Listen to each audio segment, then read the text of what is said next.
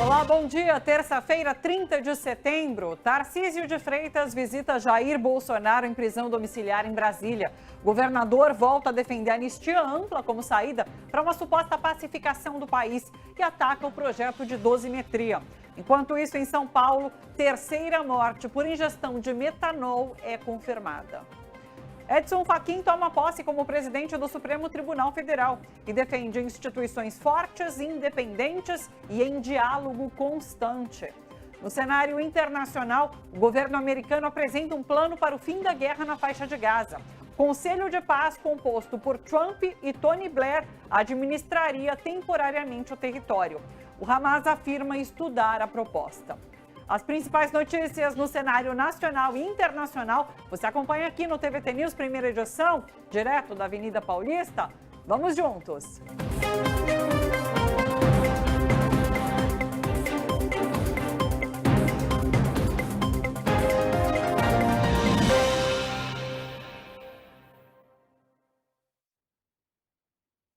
A família do ex-presidente condenado Jair Bolsonaro chamou um médico às pressas no começo da noite desta segunda-feira, após relatos de piora no estado de saúde dele. Chegou-se a cogitar levá-lo ao hospital, mas a hipótese foi descartada. Bolsonaro teve uma crise de soluços e vômito.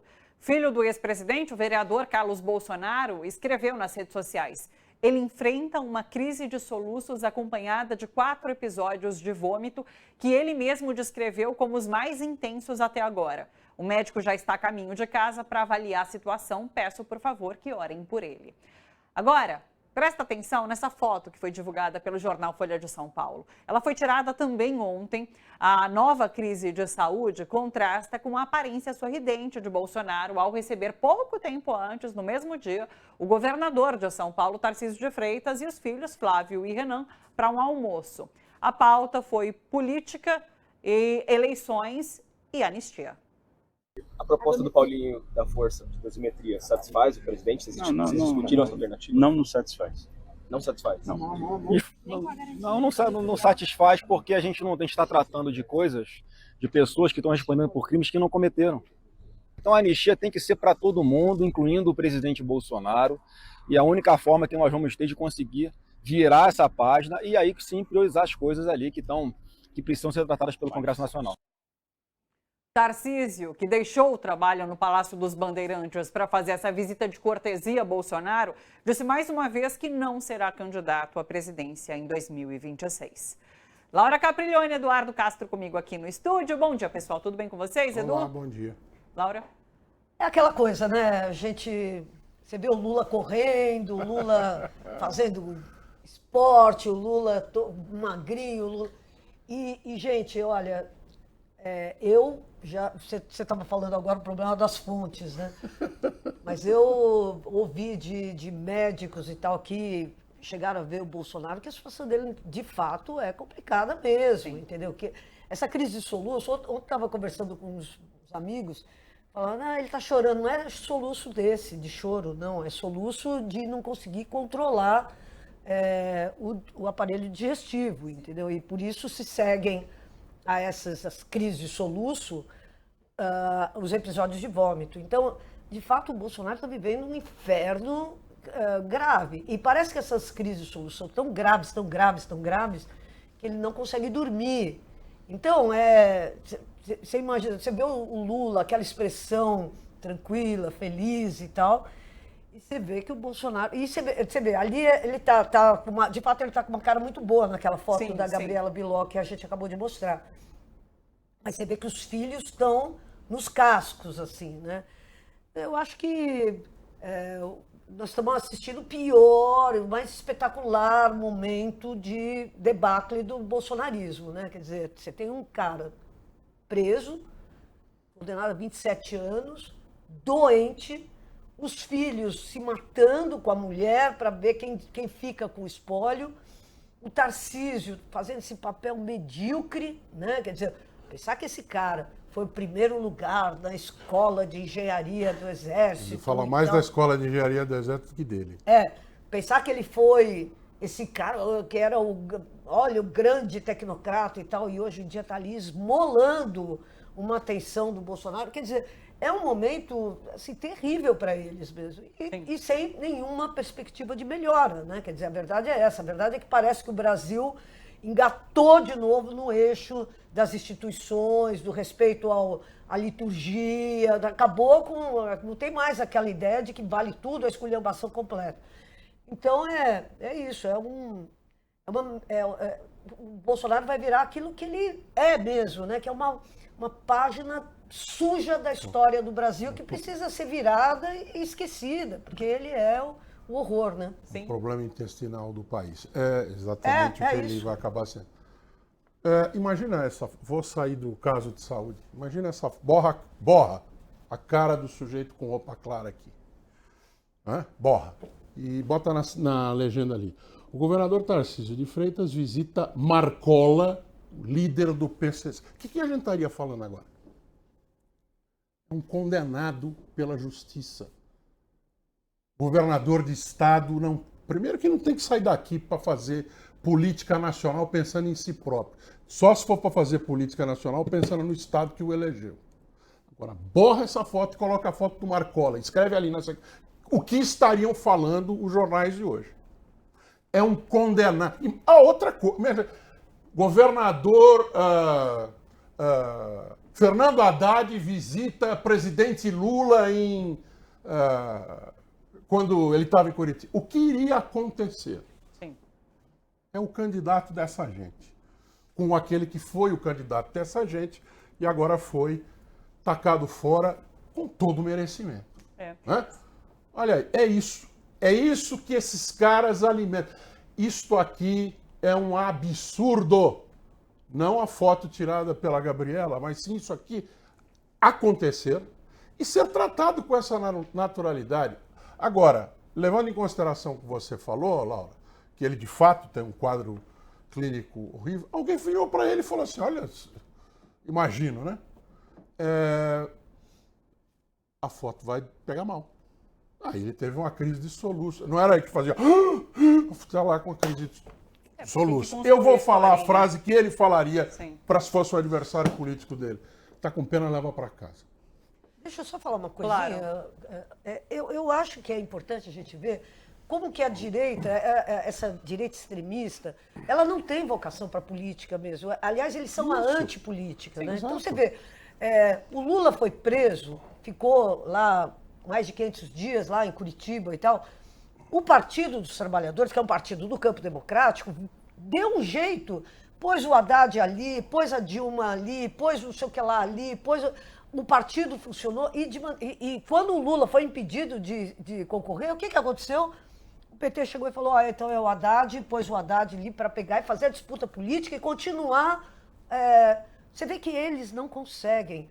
Porque essa extrema-direita, a exemplo do nazismo e a exemplo do fascismo, são personalistas. Sim, então, o legado do ditador não passa. Não passa porque não é sobre política, é sobre força, é sobre imposição. Então, você vê, o Trump teve preso, o Trump perdeu a eleição, não podia surgir nada nos Estados Unidos no lugar dele, porque o lugar do Trump era o Trump, o lugar do Bolsonaro é o Bolsonaro. E não tem herdeiro, não tem... você vê essa confusão, essa barafunda, que eles parece que estão reivindicando a posse no império, porque só pode ser os filhos. Sim. Né? Quer dizer, passa de pai para filho e tal. Por quê? Porque não está no campo da política. Pelo contrário, eles dinamitam a política. Dinamitam os adversários, dinamitam os caras que estavam do lado deles e tal. Então isso é uma característica da extrema-direita que eu acho que é importante, porque é isso que explica o fato de que, afinal de contas, essa crise é um problema deles não saberem fazer política. Eles têm que pegar e tal o tempo inteiro. Então, agora, o Tarcísio está falando, amarrei meu burro numa casta. Amarrei meu burro numa casta que não quer largar o osso, como os reis não queriam. Então, é sobre isso. Eu acho que a direita, essa extrema-direita, ela tem esse vício das ditaduras personalistas. Essa que é essa matriz intelectual. E é por isso que é tão difícil para eles conviver diante da impossibilidade. A pergunta que não quer calar, muita gente falou nos últimos dias sobre uma doença quieta, que ninguém está falando ainda, do Trump. Quem vai ser o sucessor do Trump? Né? O cara que é o o puxador de votos, tem o J.D. Vance, tem esse, tem aquele, mas não tem. O Bolsonaro é a mesma coisa, porque a hora que sair eles começam a se engalfinhar para ver quem vai pegar o spoiler. Vai acontecer a mesma coisa. É isso. Vai acontecer igual. A Andréa Sadi da Globo News trouxe hoje esse bastidor de que há uma pressão por parte aí de uma direita de colocar Tarcísio quanto antes como candidato, repetindo que foi a dobradinha Haddad-Lula quando Lula estava preso, né? Para acelerar esse planejamento e quando, de fato, Jair Bolsonaro sai de cena, Tarcísio já ser, de alguma forma, um candidato um pouco mais consolidado, porque hoje é isso. Ele é um desconhecido em todo o Brasil, a não ser em São Paulo. E os filhos não vão largar o osso porque eles precisam de cargo. Sim. Não se trata, como você bem falou, não se trata de fazer política. Se trata de tomar o Estado em seu favor. No caso aqui, tendo cargo, tendo poder e também tendo, eles dizem que não gostam, mas tem o foro privilegiado. Sim. Então, você tem aqui todo esse desenho de tentativa de sucessão patrimonialista, né, do Estado, que isso também acontece muito, que é que apodera-se do Estado tratá-lo como coisa sua. Você pegar que a extrema-direita hoje tem Michele Bolsonaro, Flávio Bolsonaro, Eduardo Bolsonaro. Cara, olha, eu juro que é difícil acreditar que um país do tamanho do Brasil, mais de 200 milhões de habitantes, 8 milhões e meio de quilômetros quadrados, um PIB que é gigantesco e tal, não sei o quê, esteja ainda hoje, nesse exato momento, dessa quadra da história, com tantos desafios, com uma guerra comercial em curso e tal, e a gente está discutindo as picuinhas da família Bolsonaro, as brigas internas da família Bolsonaro. Isso é mesquinhar demais o país. A gente esteja com um Congresso que ainda chantageia o país, né? Sim. E por causa da família, das picuinhas da família Bolsonaro. Quer dizer, a gente precisa se livrar isso aí é um karma maldito para o Brasil. Isso, um grande passo foi dado no fim de semana passado, né? Agora 10 dias, que foi trazer esse Congresso Nacional para uma realidade. Fala, chega. E quem falou não foram apenas os progressistas, porque tratou-se de um tema que é caríssimo a nós, aquilo que com uma cara de pau imensa chamavam um tempo atrás de classe média alta, né? Exato. Que é a corrupção. Eu até estava ouvindo uma análise interessante do Celso Rocha de Barros, que ele disse o seguinte, interessante nesse momento é que corrupção sempre foi associada a governo. Seja qual for o governo. Era ele que tinha que detinha o orçamento. Era uma pauta da oposição, sempre. Era a pauta da oposição. Sim. Esses caras conseguiram, com essa história de sequestrar o orçamento, conseguiram inverter essa lógica.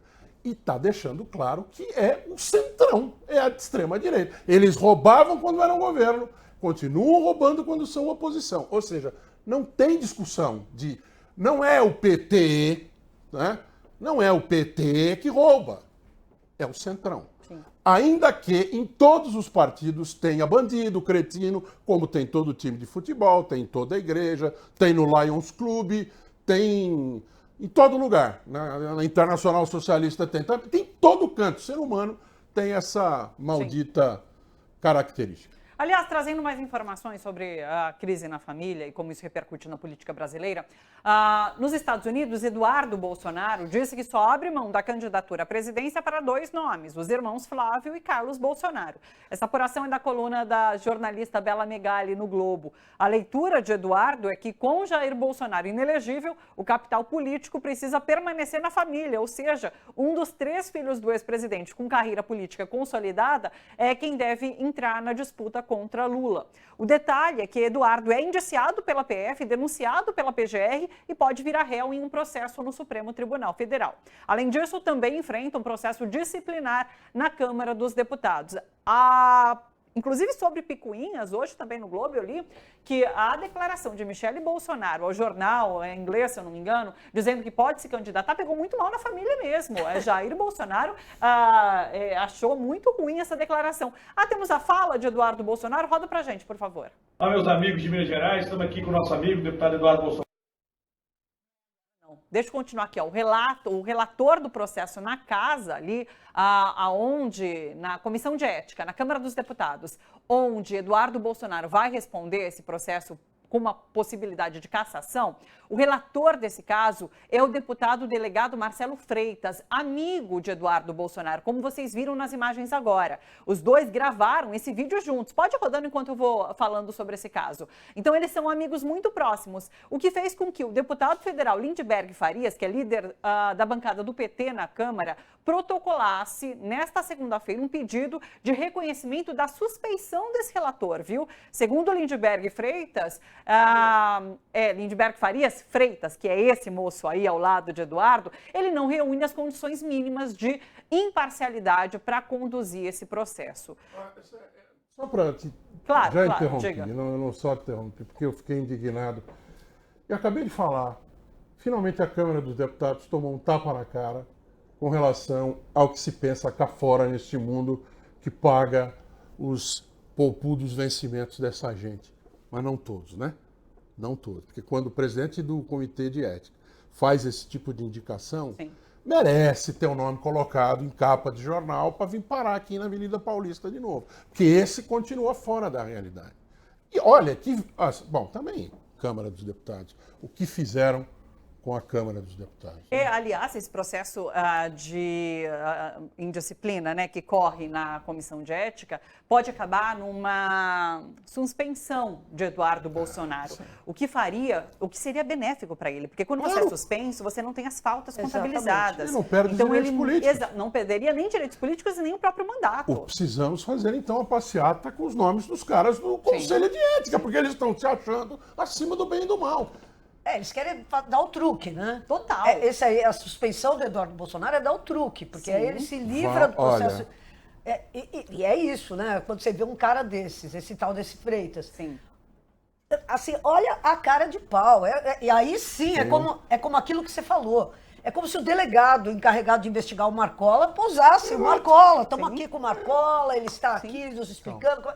Gente, como é que o cara que investiga a situação do Eduardo Bolsonaro aparece apoiando o Eduardo Bolsonaro, gente? O Eduardo Bolsonaro já foi indiciado lá com o Paulo Figueiredo, né? Sim, pela PGR. Eu não vi quem caiu o processo. Qual foi não sei o relator também no STF. Mas tá lá no Supremo. Sim. Não, Façam a graça.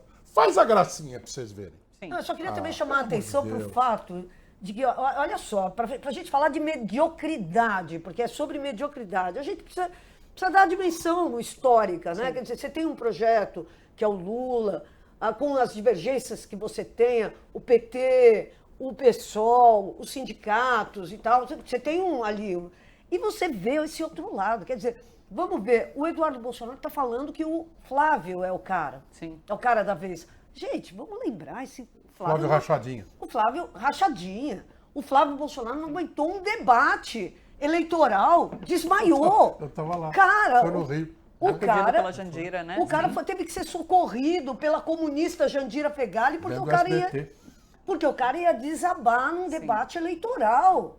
Não é brincadeira, entendeu? Nós estamos falando de gente da pior categoria, gente que não tem coragem nenhuma, gente que é covarde, gente que é mal preparada, gente que é medrosa, gente que não tem a menor capacidade para dirigir um país do tamanho do Brasil. Eu acho que nesse processo de resgate da soberania nacional, do patriotismo e tal, tem uma coisa que eu acho que a gente vai ter que falar cada vez mais claro. O Brasil merece muito mais do que esses caras podem oferecer. Que há um entendimento geral sobre esse aspecto que você traz. Caso um desses filhos de Bolsonaro seja alçado realmente a candidato à presidência, vai ter o quê? De repente, os 15%, 20% de um bolsonarismo, de votos, de um bolsonarismo radical. E apenas não vai passar disso. Então, assim, é loucura a gente estar nesse momento discutindo essa possibilidade. Essas pessoas não têm qualquer... não já é real. Demonstraram o que são o poder. Você estava falando, independentemente das divergências que possa ter, inclusive da direita, há de se reconhecer, direita, que o PT é um partido, primeiro, é um partido político. Depois, que a esquerda é uma frente. E que eles, ao longo do tempo, não foi só o Lula que se preparou para ser presidente. Quando ganhou a eleição, tinha quadros para dirigir cada área do governo. Não conseguiu ter em todos os lugares, teve que dar um naco para Roberto Jefferson, teve que dar um naco para não sei quem, né? Mas, porque naquele momento era o presidencialismo de coalizão, e isso gerou muito debate interno e muita indignação até. Neste momento, a gente sabe que esses caras, primeiro, não sabem sequer trabalhar na construção política, porque a política é ceder. Ninguém leva 100%. Você entra com 100, o outro lado entra com 100, você vai sair 70-30, 60-40, 50-50. Né? E quem tem o poder numérico, porque leva o governo, tem mais chance de fazer prevalecer os 70% ou 60% da sua condição. Agora, esses caras não sabem o que é política, só sabem o que é violência, só sabem o que é força. São completamente despreparados intelectualmente, são completamente despreparados pessoalmente para sofrer pressão, para trabalhar exposto. Né? Não sabem o que estão fazendo lá e também não tem quadros. Isso deveria bastar, né? E parece que está cada vez bastando mais para esse centro, para esse meio, ainda que empurrado por corrupção, que é o que mais preocupa essa gente. Segurança pública e corrupção. Corrupção que nunca é deles, sempre é dos outros. Sim, perfeito. A gente vai voltar a discutir um pouco mais sobre política nacional ainda nessa edição, mas eu queria entrar agora no cenário internacional. Isso porque, veja só, o primeiro-ministro de Israel, Benjamin Netanyahu, pediu desculpas ao Catar pelos ataques a Doha no início do mês, que resultaram na morte de um civil. Tá tudo bem, caiu o ponto aqui. Caiu o ponto, ela quase cai da cadeira também do banco, mas tá tudo bem. Tá tudo bem. Nenhum de nós morreu aqui, nem o ponto. Seguindo, olha só, segundo o portal Axios, a ligação de Netanyahu e Trump para o Catar foi mediada pelo presidente Donald Trump, com o apoio da Casa Branca. Esse gesto é visto como crucial para avançar em um acordo de paz, já que o pedido de desculpas é uma das condições impostas pelo Catar para negociar diretamente com o Hamas e viabilizar a libertação imediata de reféns. Analistas avaliam que esse episódio pode abrir caminho para novas negociações na região e Trump quer esse protagonismo. Nesta segunda-feira, o governo americano apresentou um plano de paz para a faixa de Gaza que prevê a criação de um conselho de paz. Esse conselho funcionaria como um governo temporário, seria liderado pelos Estados Unidos e composto por chefes de Estado de diversos países, incluindo o ex-primeiro-ministro britânico Tony Blair. Em um segundo momento, o controle de Gaza passaria à autoridade palestina. O acordo propõe ainda cessar-fogo permanente e a libertação de todos os reféns mantidos pelo Hamas, vivos ou mortos, em troca da soltura de presos palestinos e da devolução de restos mortais de cidadãos de Gaza. Pontos importantes: esse plano prevê que Gaza não será anexada por Israel e que o Hamas não terá participação no governo a ser implementado na faixa de Gaza. Integrantes do grupo que se renderem poderiam receber anistia. Também está prevista a retirada gradual das tropas israelenses e a desmilitarização do território. Se aceito por ambas as partes, o acordo resultaria no fim imediato dessa guerra. Vamos chamar para a nossa conversa a Biazita Gomes, analista internacional, sempre com a gente aqui, e que a gente sentiu muita saudade nesses últimos meses, um mês, né? Nessas últimas semanas. Biazita, sempre bom recebê-la por aqui. Conta para a gente sua avaliação sobre esse acordo, se positivo, se negativo. Bom dia. Bom dia, gente. É um acordo de rendição, na verdade, não é um acordo de paz. Isso ficou muito claro. O que foi proposto para o Netanyahu e pelo Trump foi um acordo de rendição para o Hamas, onde o Hamas ele não tem possibilidade de negar esse acordo. Há uma diferença muito grande entre o que foi apresentado pela Casa Branca, os 21 pontos apresentados pela Casa Branca, e a entrevista coletiva que foi feita com o Netanyahu e o Trump. E aí, nesse ponto, é mais importante levar a sério a entrevista coletiva. Os 21 pontos foram liberados mais ou menos meia hora antes da coletiva, propositalmente, e aí todo mundo embarcou nos 21 pontos e eles eram muito abertos, eles não têm uma especificação de um acordo. Então, o que aconteceu na coletiva é que ficou muito claro que o Netanyahu e o Trump, eles fecharam uma ideia onde Gaza não vai ter autonomia nesse primeiro momento, e talvez não tenha autonomia em momento algum. Você tem um processo de desmilitarização de Gaza, mas essa desmilitarização seria feita sim por Israel, porque Netanyahu confirma isso. E essa equipe de paz, né, esse conselho de paz, que seria responsável, né, por organizar Gaza pós o fim da guerra, na verdade, é uma recolonização, é um processo de recolonização.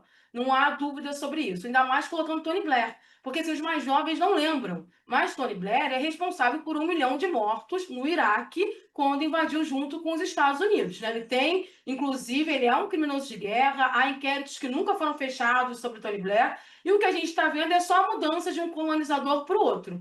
O grande problema desse plano de paz, que não é um plano de paz, é um plano de rendição, são dois. Segundo, primeiro que se o Hamas não aceitar, o Trump deixou muito claro na coletiva que ele dá carta branca para Israel finalizar a situação em Gaza. E essa carta branca é realmente finalização do genocídio. O Hamas ele fica pressionado porque os países árabes muçulmanos apoiaram esse acordo, apoiam porque eles querem terminar de fato essa matança em grande proporção, mas ela não resolve o problema. Gaza vai continuar sendo sitiada, Gaza não vai ter autonomia, não vai ser a autoridade palestina que vai administrar Gaza. No plano de 21 pontos, eles falam que talvez a autoridade palestina vai receber de novo a administração de Gaza, mas não diz quando, como. Há um questionamento do Trump a essa autoridade palestina, diz que essa não tem competência porque ela tem uma relação com o Hamas.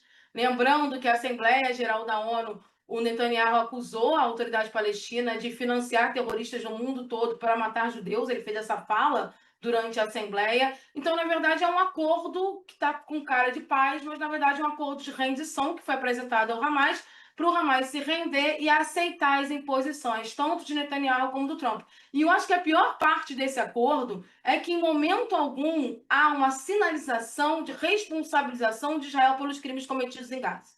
Não há nenhuma sinalização disso. Ao contrário, se você coloca um conselho internacional praticamente ocidental, com pouquíssimos países árabes administrando Gaza, o que a gente vai ter é um apagamento dos crimes de guerra cometidos por Israel em Gaza e, consequentemente, você não vai conseguir investigar a profundidade, a gravidade do genocídio e dos crimes de guerra feitos por Israel. Então, é um acordo para blindar Netanyahu. É um acordo para blindar Israel de qualquer possível culpabilização dos crimes cometidos em Gaza e é um acordo que mantém Gaza colonizada. Ela se mantém nesse processo ocupada e ela vai ficar numa situação muito parecida com a Cisjordânia ocupada, né? Que acaba normalizando a barbárie. O genocídio ele vai continuar num nível mais lento, mas ele vai continuar e você não tem a autonomia da população palestina. Então, os 21 pontos apresentados pela Casa Branca são muito diferentes do discurso que tanto Netanyahu como Trump fizeram na coletiva. E aí você percebe que há uma pressão, obviamente, internacional, não para acabar o genocídio em Gaza, mas para acabar esse processo escancarado de genocídio em Gaza. Essa que é a função. Eles não querem acabar com o genocídio, eles querem acabar com essa coisa extremamente visível que é o genocídio. Então, se ele continuar por baixo dos panos, se a população palestina continuar sofrendo por baixo dos panos sem grande visibilidade, esse é o objetivo. E, obviamente, os parceiros, né, dos Estados Unidos ali no Oriente Médio acatam esse plano porque eles não querem mais essa tensão na região que está atrapalhando os negócios deles. Essa aqui é a verdade. O Catar está numa tensão muito grande, os Emirados Árabes estão numa tensão muito grande. Eu tenho um amigo que está morando no Catar e ele mandou os vídeos da varanda dele da interceptação de mísseis. Então, assim, é uma situação que no Catar trouxe uma instabilidade para a população local. Então, eles querem resolver os problemas deles, não os problemas dos palestinos. Então, é um acordo de rendição. O nome é esse. E o Hamas não tem muito como se livrar disso, não. Eu acho de uma hipocrisia essa discussão, porque é isso, é uma rendição ao Hamas, e caso o Hamas não aceite, não o que Trump Hamas, vai fazer? Palestina. A Palestina, Mas caso eles não aceitem, o que a Trump vai fazer é dar carta branca para que Benjamin Netanyahu arrase com tudo de vez, né? Para além do que já tem feito. Então, é isso. No entanto, acho que fica claro, eu achei muito interessante essa ligação que aconteceu com Trump mediando, de Netanyahu ligar para o Catar com um pedido de desculpas, porque é todo um teatrinho aí, né? Mas é uma coisa tão infantilóide, né? No fundo. Senta aqui e liga para ele para pedir desculpas. Essa conversa também é isso para o Netanyahu. Para de ser burro. Para de ser idiota, faz por baixo dos panos.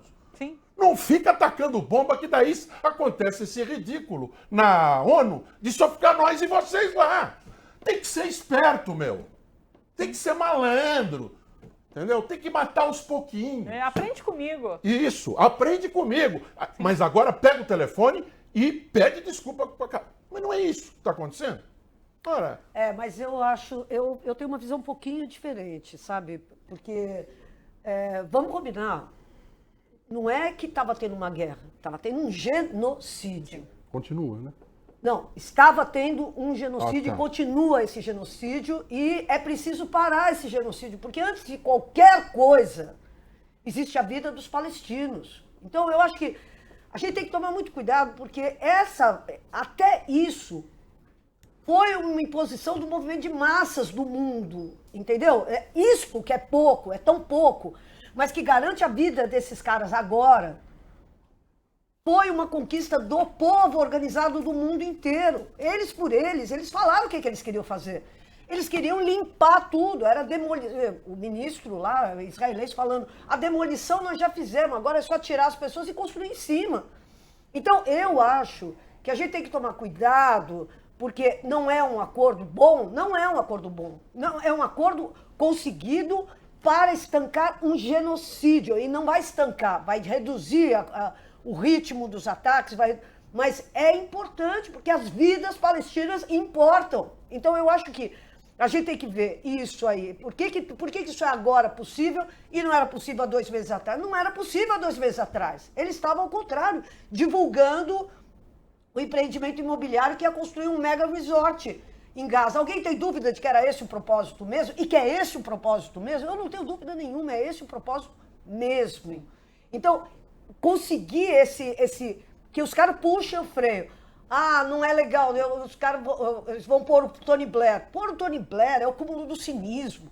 Porque a Inglaterra é a responsável por essa tragédia antes de mais nada. Foi o Acordo de Balfour que pegou e levou esse monte de refugiados do nazismo lá para a Palestina.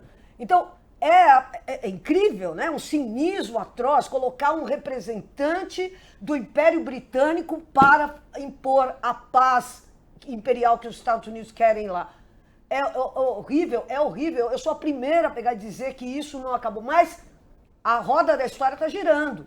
Nunca Israel esteve tão exposto. Nunca as pessoas souberam tanto o que era a Nakba. Nunca as pessoas falaram em genocídio sobre a Palestina. Nunca o mundo viu com tanto horror o que Israel está fazendo lá. Isso é um processo histórico. A gente vai querer que a gente saia do processo histórico. Agora vamos lá, é a nossa Palestina heróica, histórica e tal, que vai se impor. Não, mas é um processo histórico. O importante é que a gente conseguiu reduzir o ritmo da mortandade. Vamos ver ainda. Mas que eu acho que isso aí coloca que o ritmo da mortandade reduz. E isto é uma vitória do povo pobre, do povo das ruas, do povo antifascista do mundo inteiro. Eu acho que é importante ter essa dimensão histórica, senão a gente para uma matança e a gente ainda fica achando que falta muito mesmo, sim. Falta muito. Mas vamos comemorar os passos, entendeu? E eu acho que isso é muito importante. Sim, celebrar a vida dos palestinos. Celebrar a vida dos palestinos. Que serão salvas a partir desse acordo. É uma visão muito importante que você traz agora. Sim. Porque realmente, ou seria uma força de paz estrangeira, e não pela força de paz em si, mas sim pela presença de estrangeiros. Né? Porque daí não dá para soltar bomba italiano, brasileiro, francês, do jeito que solta em cima dos palestinos. Não, que não dê por humanidade, mas sim, porque daí haveria algum tipo de resposta maior. O ser humano é cínico a esse ponto. Mas, quando você olha na perspectiva do vivo de hoje, morto amanhã, de fato é uma possibilidade. Mas o cinismo irrita, né? O cinismo só faltou ser o rei da Inglaterra, né? Só faltou colocar o príncipe Charles lá para ser o mediador. Porque eu estava até ouvindo agora de manhã esses podcasts que tem aí, o verbo que os americanos estão usando, que é também é uma coisa pavorosa. Estados Unidos e Israel entram em acordo sobre o que fazer com Gaza. Ou seja, quem está lá, dane-se. Então, esse sentimento de que o que tem ali é mato e tem que ser limpo, continua. Mas quando você vê por essa perspectiva que a Laura está trazendo, é o vivo de hoje que não será morto amanhã. Perfeito. E há uma questão do timing, né, de Trump. Isso poderia ter sido feito há muito tempo, é feito nesse momento, porque tem interesses na região, tem interesse depois, pelo Nobel de Paz, que querendo ou não, Trump consegue esse protagonismo nesse momento. Isso nos deixa revoltados, né? Mas é isso, ele vai conseguir, diante desse cenário, esse protagonismo que ele tanto quer para ser merecedor de um prêmio Nobel da Paz. Diga, Biazita.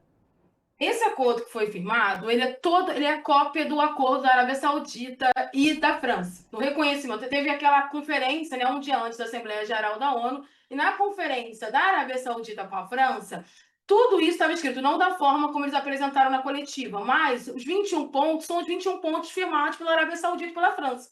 O que o Trump percebeu ali, depois da Assembleia Geral da ONU, que ele não conseguiu um protagonismo na Assembleia, ao contrário, o protagonismo dele foi negativo, e 80% dos países na Assembleia falaram sobre o genocídio em Gaza, é que ele percebeu que, como ele não conseguiu acabar com a guerra Rússia e Ucrânia para conseguir o Nobel da Paz, ele pega a narrativa de Gaza para tentar conseguir o Nobel da Paz a partir da narrativa de Gaza. Porque ele percebe que existe muito apelo público. É sempre bom lembrar que o Trump é um showman. Ele sabe o time certo. Então, houve um time. Ele tinha um time ali do Macron conseguindo um protagonismo muito forte. As pessoas estavam falando muito da França pelo protagonismo da questão de Gaza, falando bastante da Arábia Saudita, havia uma discussão sobre a mudança da Arábia Saudita. Então, ele pega esse protagonismo, ele apresenta exatamente o mesmo plano, ele exclui a questão do reconhecimento do Estado palestino nesse plano que ele apresenta, e aí ele vem para apresentar essa ideia de que ele foi aquele que acabou com a guerra em Gaza.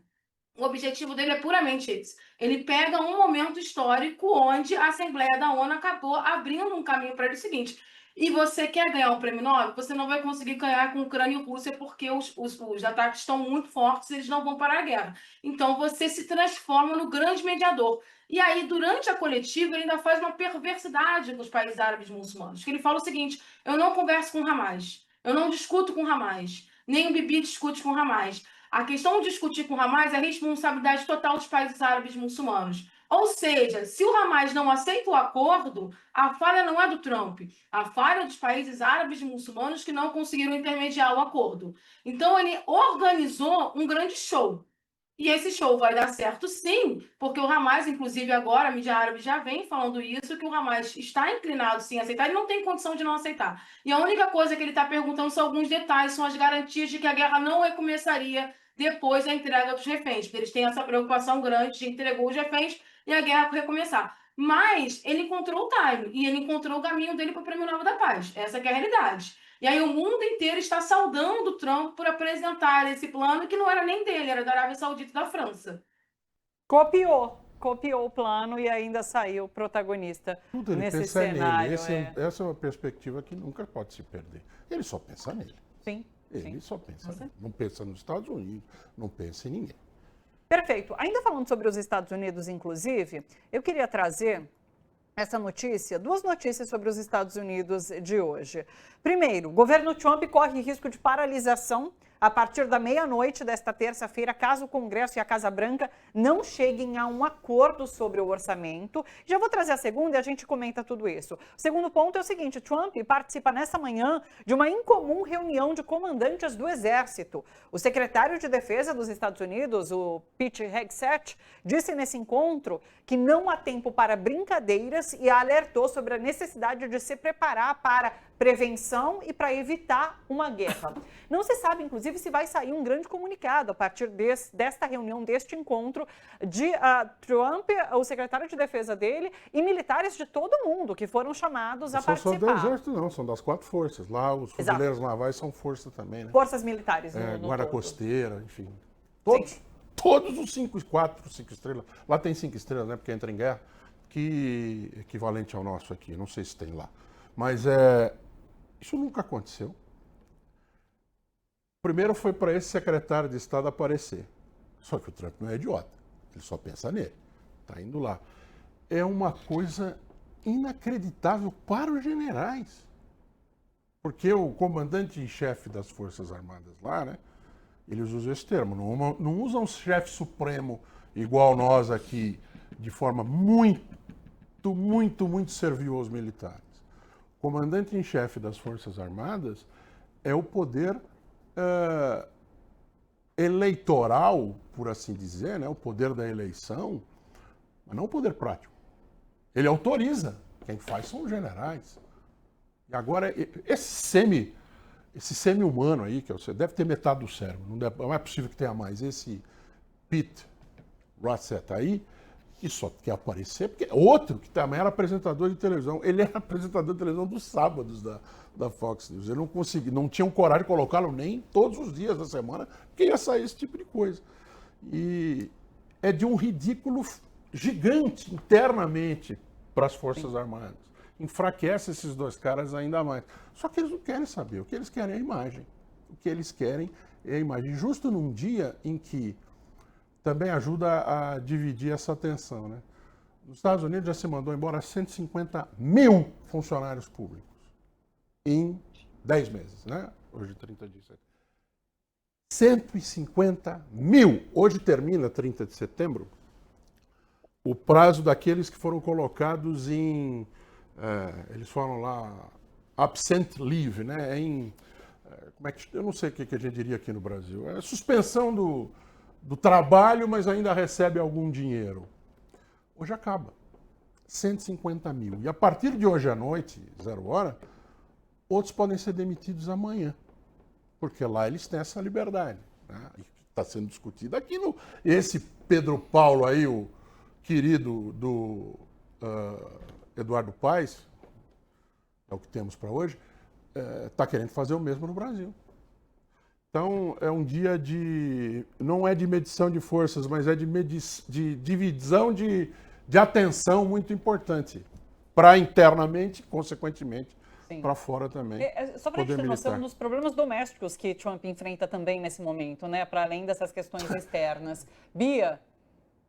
Essa reunião, quando ela foi convocada, eu sempre gosto de lembrar que agora o Pentágono não chama mais Departamento de Defesa, é Departamento de Guerra. Isso já mostra a intencionalidade do novo governo americano. Quando ela foi chamada, ela foi tão fora da casinha que todos os militares chamados não entenderam e ficaram realmente preocupados de que isso poderia ser o início de uma grande ação de guerra dos Estados Unidos. E uma preocupação efetiva com a China, inclusive, né? Que os Estados Unidos fossem entrar numa disputa ali em Taiwan e aí entraria numa guerra contra a China. Ninguém entendeu. Eu estou acompanhando essa reunião e até agora, o que eu estou ouvindo dessa reunião é uma grande lorota. Né? Eles estão discutindo sobre a questão da masculinidade no exército americano. Eu não estou brincando. Eles estão discutindo isso nesse momento de que o exército abriu muita brecha para questões de gênero.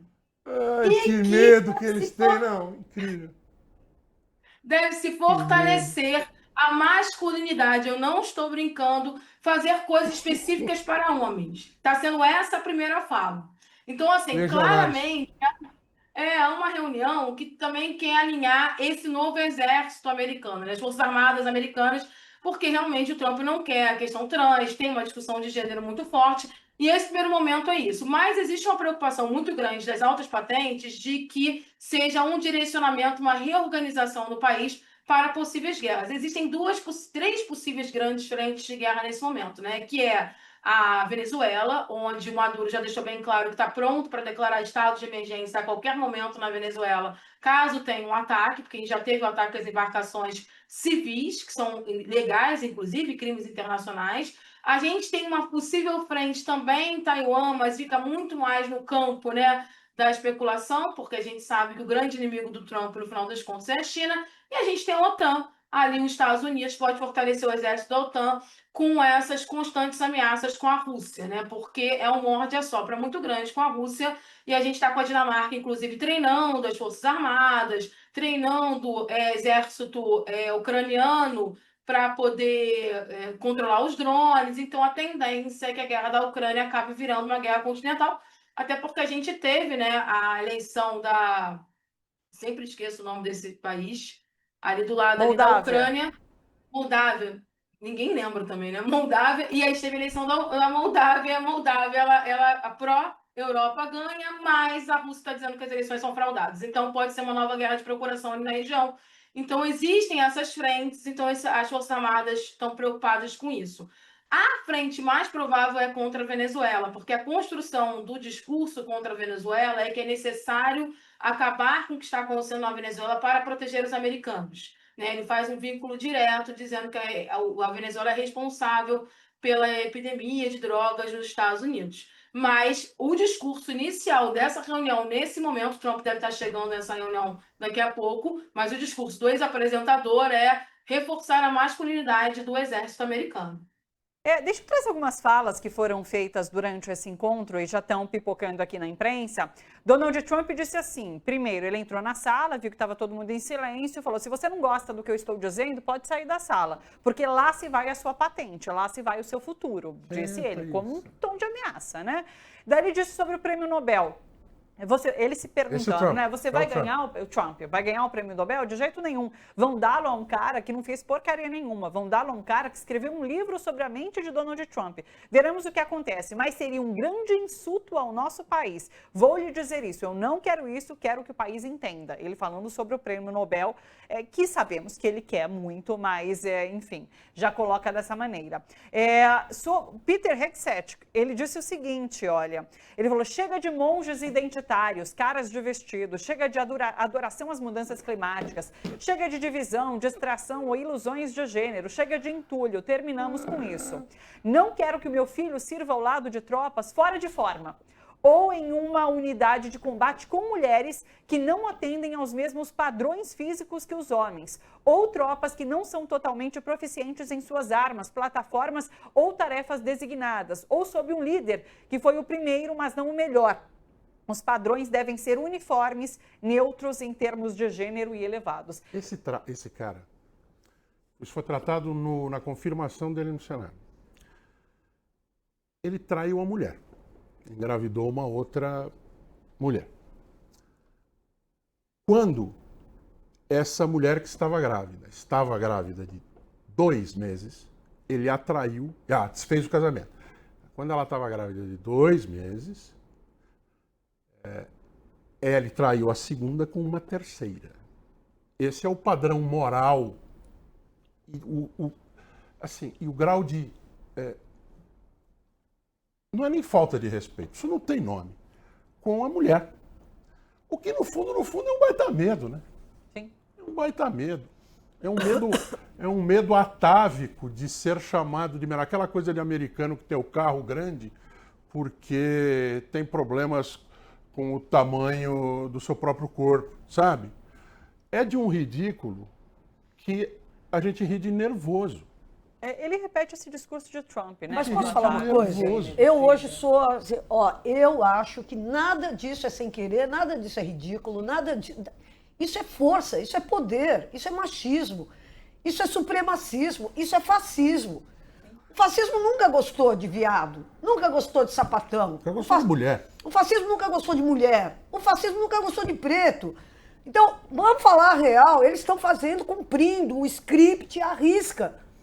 Qual é a surpresa que nós temos? Qual é a surpresa? É o que eles acusam a esquerda de fazer, com essa ideologia, né, nas universidades e em outros aspectos institucionais. E nós temos que eles fazem exatamente isso. E nós temos que entender que, para os propósitos deles, isso faz todo sentido. Isso não é olha, como eles estão fazendo, como ele está falando mal de mulher? Não, ele está falando mal de mulher, porque é assim que eles fazem. Sempre foi assim, o fascismo sempre se comportou dessa forma. Então, e eu acho que é isso, quer dizer, você tem um presidente dos Estados Unidos que está, porque as Forças Armadas dos Estados Unidos, esse foi o ponto fraco dele na rebelião contra a eleição do Biden, porque ele pegou e chamou o exército e o exército não foi.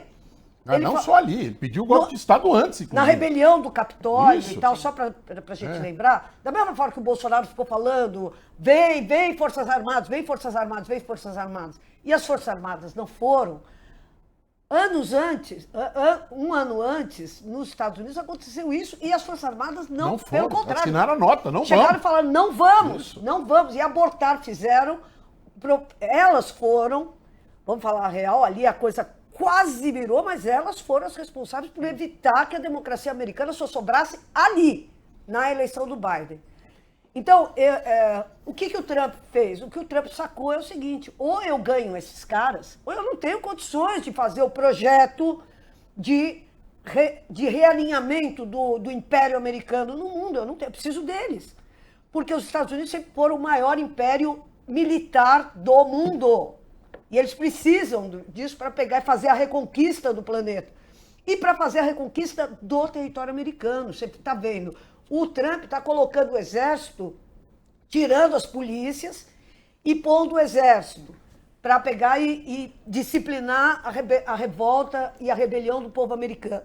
Então ele está investindo no exército, ele está reequipando, ele está alinhando ideologicamente, porque isso que nós estamos falando é alinhamento ideológico. Ele está realinhando o exército, ou seja, gente, o cara está preparando uma guerra. Não é assim, olha, é uma guerrinha local. Não é a Ucrânia, gente. Não é a Ucrânia. Não é sobre Ucrânia. Também não é sobre Gaza. É sobre BRICS, é sobre China, é sobre outro mundo. Então eu acho que tudo isso é uma preparação do Império Americano para, de fato, entrar numa disputa que é uma disputa que, eu não tenho dúvida, vai ser uma disputa militar e que a China já entendeu que será uma disputa militar. Não é a troco de nada que a China faz o desfile Sim. que fez nos 80 anos, que foi uma apoteose de equipamento, de disciplina, de combatividade, Você pega o exército americano, vamos falar a real, todo mundo gosta, tem aquela simpatia pelo exército que lutou contra o nazismo na Segunda Guerra e tal, não sei o quê. Mas vocês viram que no aniversário do Trump, ele levou lá um exercício militar para a porta da Casa Branca, e o exército americano parecia um bando... Virou motivo de chacota. Sim. Foi motivo de chacota. Sim. E aí logo depois veio a China com aquele desfile impecável. Então, o que eu estou falando é o seguinte, eu não gostaria que fosse assim, mas eu estou vendo preparativos cada vez mais consistentes para, de fato, uma contenção militar. Vamos lembrar que o Trump também na ONU falou em desenvolvimento de armas biológicas. Sim. Ele não estava falando, vamos controlar as armas biológicas. Ele estava falando, nós vamos entrar nessa parada. Então, gente, é isso. Eu acho que nós estamos num mundo que está, infelizmente, né, se encaminhando para uma grande, e certamente com implicações militares, uma grande disputa internacional, mundial. Sem deixar de lado essa possibilidade absolutamente real, eu acredito que talvez o objetivo mais próximo seja tão importante quanto. Ele não vai sair da Casa Branca. Ah, claro. Ele não vai sair. A manutenção do seu poder. Está lá o desenho físico na Casa Branca. Sim. Ele mudou o Salão Oval para fazer ficar igual a Mar-a-Lago. Ele inaugurou semana passada um salão de baile externo. Lá aquele Rose Garden, lá, que era aquele gramado em que aconteciam recepções, que foi a Jacqueline Kennedy que plantou as rosas, era mais antigo, mas ela fez a reforma e tarará, virou um pátio de beira de piscina. Ele está fazendo lá o tal do salão de baile interno. Sim. Né, que é um absurdo contra a estética, inclusive, da Casa Branca, porque ela não é tão grande assim. A gente tem a imagem, né? Quando você vai lá perto, você fala assim, a Casa Branca é isso? Ela é um palácio, mas aqui no Morumbi tem maiores. Né? Então, eu acredito que essa movimentação militar, tanto interna quanto interna nas cidades, né? Guarda Nacional, quanto tentar alinhar o Exército, não vou dizer que tem mais a ver, porque o preparativo é o mesmo e faz todo o sentido. Mas ele está de olho e não sai da Casa Branca. É claro, a curto prazo ele quer o sucesso do que foi a invasão do Capitólio. É isso. Bia? Eu acho que uma coisa que tem que ficar muito claro para todo mundo, e as pessoas tendem a negar isso, é que o Trump é um líder totalitário de extrema-direita. E ele se apresenta assim desde o processo eleitoral. O discurso dele no processo eleitoral em 2024 era um discurso eugenista. Ele falava em limpar o sangue americano, que o sangue americano estava muito misturado com o sangue latino. Ele apresentou todas as características de um líder totalitário de extrema-direita fascista. E agora ele está colocando isso em prática. Alguns analistas americanos eles já estão colocando a Guarda Nacional como a Gestapo. Eles estão deixando bem claro que o Trump está fazendo com a Guarda Nacional é transformar a Guarda Nacional, que era um exército que só entraria em situações muito específicas dos Estados Unidos, se transformar na força especial do Trump. E aí o Trump está utilizando a Guarda Nacional contra todos os estados e cidades que não rezam a mesma cartilha dele. Um bom exemplo é Portland, agora que está sendo invadida pela Guarda Nacional, um lugar que é extremamente progressista, questionador, ou seja, é uma forma dele, inclusive, de controlar a oposição dos Estados Unidos. Ele vai atrás daqueles que podem se transformar numa posição de questionamento. E uma coisa que a gente tem que lembrar é que ele colocou os antifas como terroristas domésticos. Quando o Antifa é colocado como terrorista doméstico, você está no governo nazista. O que é o Antifa? O Antifa foi criado na década de 20, 30, para lutar contra o crescimento do fascismo e do nazismo. São grupos antifascistas. E o problema de você categorizar os antifas como terroristas domésticos é que, como são grupos que não têm uma liderança, né?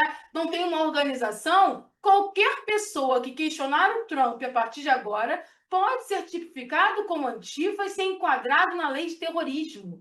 Então, o Trump está criando toda uma estrutura americana de destruição da estrutura democrática para a ascensão de um governo totalitário. E ele já está organizando isso. Então, ele cria uma legislação que persegue opositores, ele coloca a Guarda Nacional como uma guarda particular dele para perseguir aqueles que ele não concorda. Ele reorganiza o Exército Internacional para ficar de prontidão caso necessite atacar. E a gente está falando de uma disputa de ordem mundial. Então, assim, muita gente fala assim, o Império Americano está decaindo, isso não me importa. Não. Se os Estados Unidos viram um Estado totalitário, fascista, de extrema-direita, isso repercute na forma como os Estados Unidos vai gerir a sua política internacional. E a sua política internacional vai ser intervencionista com uma perspectiva unipolar, onde todos os países devem se submeter aos Estados Unidos. É por isso que bate de frente com China e até com Rússia, porque eles acreditam no mundo onde você tem a multipolaridade. E no caso, o Trump ele não acredita nisso, ele não acredita em parceria, ele quer servidão. Ele quer que os países sirvam os Estados Unidos, ele quer a submissão dos países dos Estados Unidos. Então, uma ascensão totalitária nos Estados Unidos é muito ruim para o mundo, porque ele vai expandir essa perspectiva totalitária para o resto do mundo. E aí, qual é a base de um governo totalitário? É a barbárie, não tem diplomacia. A diplomacia é substituída pela barbárie. E a gente já vê isso no próprio acordo que foi apresentado a Gaza, que é ou vocês aceitam ou eu aniquilo vocês. E o mundo aplaude. A democracia morrendo e o mundo está aplaudindo. A gente está vendo um grande líder totalitário. E as perseguições vão começar a ser muito fortes nos Estados Unidos, as perseguições externas vão ser muito fortes, e vai ser muito difícil resistir a isso, porque talvez as pessoas tenham uma tendência a não acreditar que a coisa é tão ruim. Eu estava observando outro dia, é como se a gente tivesse 1932 na Alemanha. É como se a gente já tivesse... É 1932, é quando Hitler começa a organizar todo o Estado alemão para ser só dele, para ser uma força para ele. É isso que o Trump está fazendo, e ele está pensando a longo prazo. Então, daqui a pouco, começam as leis de exclusão. Só para aumentar seu cenário, ano que vem tem Copa do Mundo nos Estados Unidos e logo no ano 2 anos depois tem Olimpíada nos Estados Unidos, que também não, é igualzinho, ainda tem isso. O cenário se repete. Mas ele está construindo e ele vem aos pouquinhos. Por quê? Porque aos pouquinhos as pessoas não vão sentindo a perda dos direitos. As pessoas não vão sentindo que estão entrando numa ditadura. Mas os Estados Unidos está arrumando para uma ditadura. E se fosse só nos Estados Unidos, é a escolha deles, porque eles colocaram o Trump sabendo que o Trump é. O problema é que o Trump não está pensando só nos Estados Unidos, ele quer ser o imperador do mundo. E eu sempre falo, ele quer como legado o prêmio Nobel, mas o legado dele vai ser a Terceira Guerra Mundial, que não necessariamente é uma guerra nuclear, mas é um confronto entre grandes potências, e as potências estão se organizando para esse confronto. Ninguém está achando que o Trump é pacifista. Todo mundo vê o Trump como uma figura extremamente perigosa, intervencionista, e que ou se submete ao que eu acredito como certo, ou será massacrado por mim. Perfeito. Debate importantíssimo que a gente está tendo aqui, inclusive sobre esses rumos da paz no mundo. Olha só. Dá uma perspectiva de bom dia, né? Bom dia, vamos lá, depois disso tudo. Bom dia, né? Aliás, CNN traz a informação de que Trump disse que apoiará a ação de Israel caso o Hamas rejeite o acordo de paz, que corrobora a nossa visão de que essa imagem aí é o do Hamas não encontro tem de saída. agora, tá? É de agora. São Isso. imagens ao vivo desse encontro de Donald Trump com as forças militares dos Estados Unidos. Ele discursa nesse momento. Para a gente fechar aqui com a Biazita, eu quero trazer a Oriente Médio, porque a Rússia e o Irã assinaram um acordo para a implantação de reatores nucleares ali no Irã. Essa informação foi divulgada pela televisão estatal iraniana e eu queria que você nos ajudasse a entender, então, Bia, do que se trata. Lembrando desse contexto, né, de os Estados Unidos terem atacado há pouquíssimo tempo o Irã por conta dessa questão do enriquecimento do urânio, né? Conta pra gente.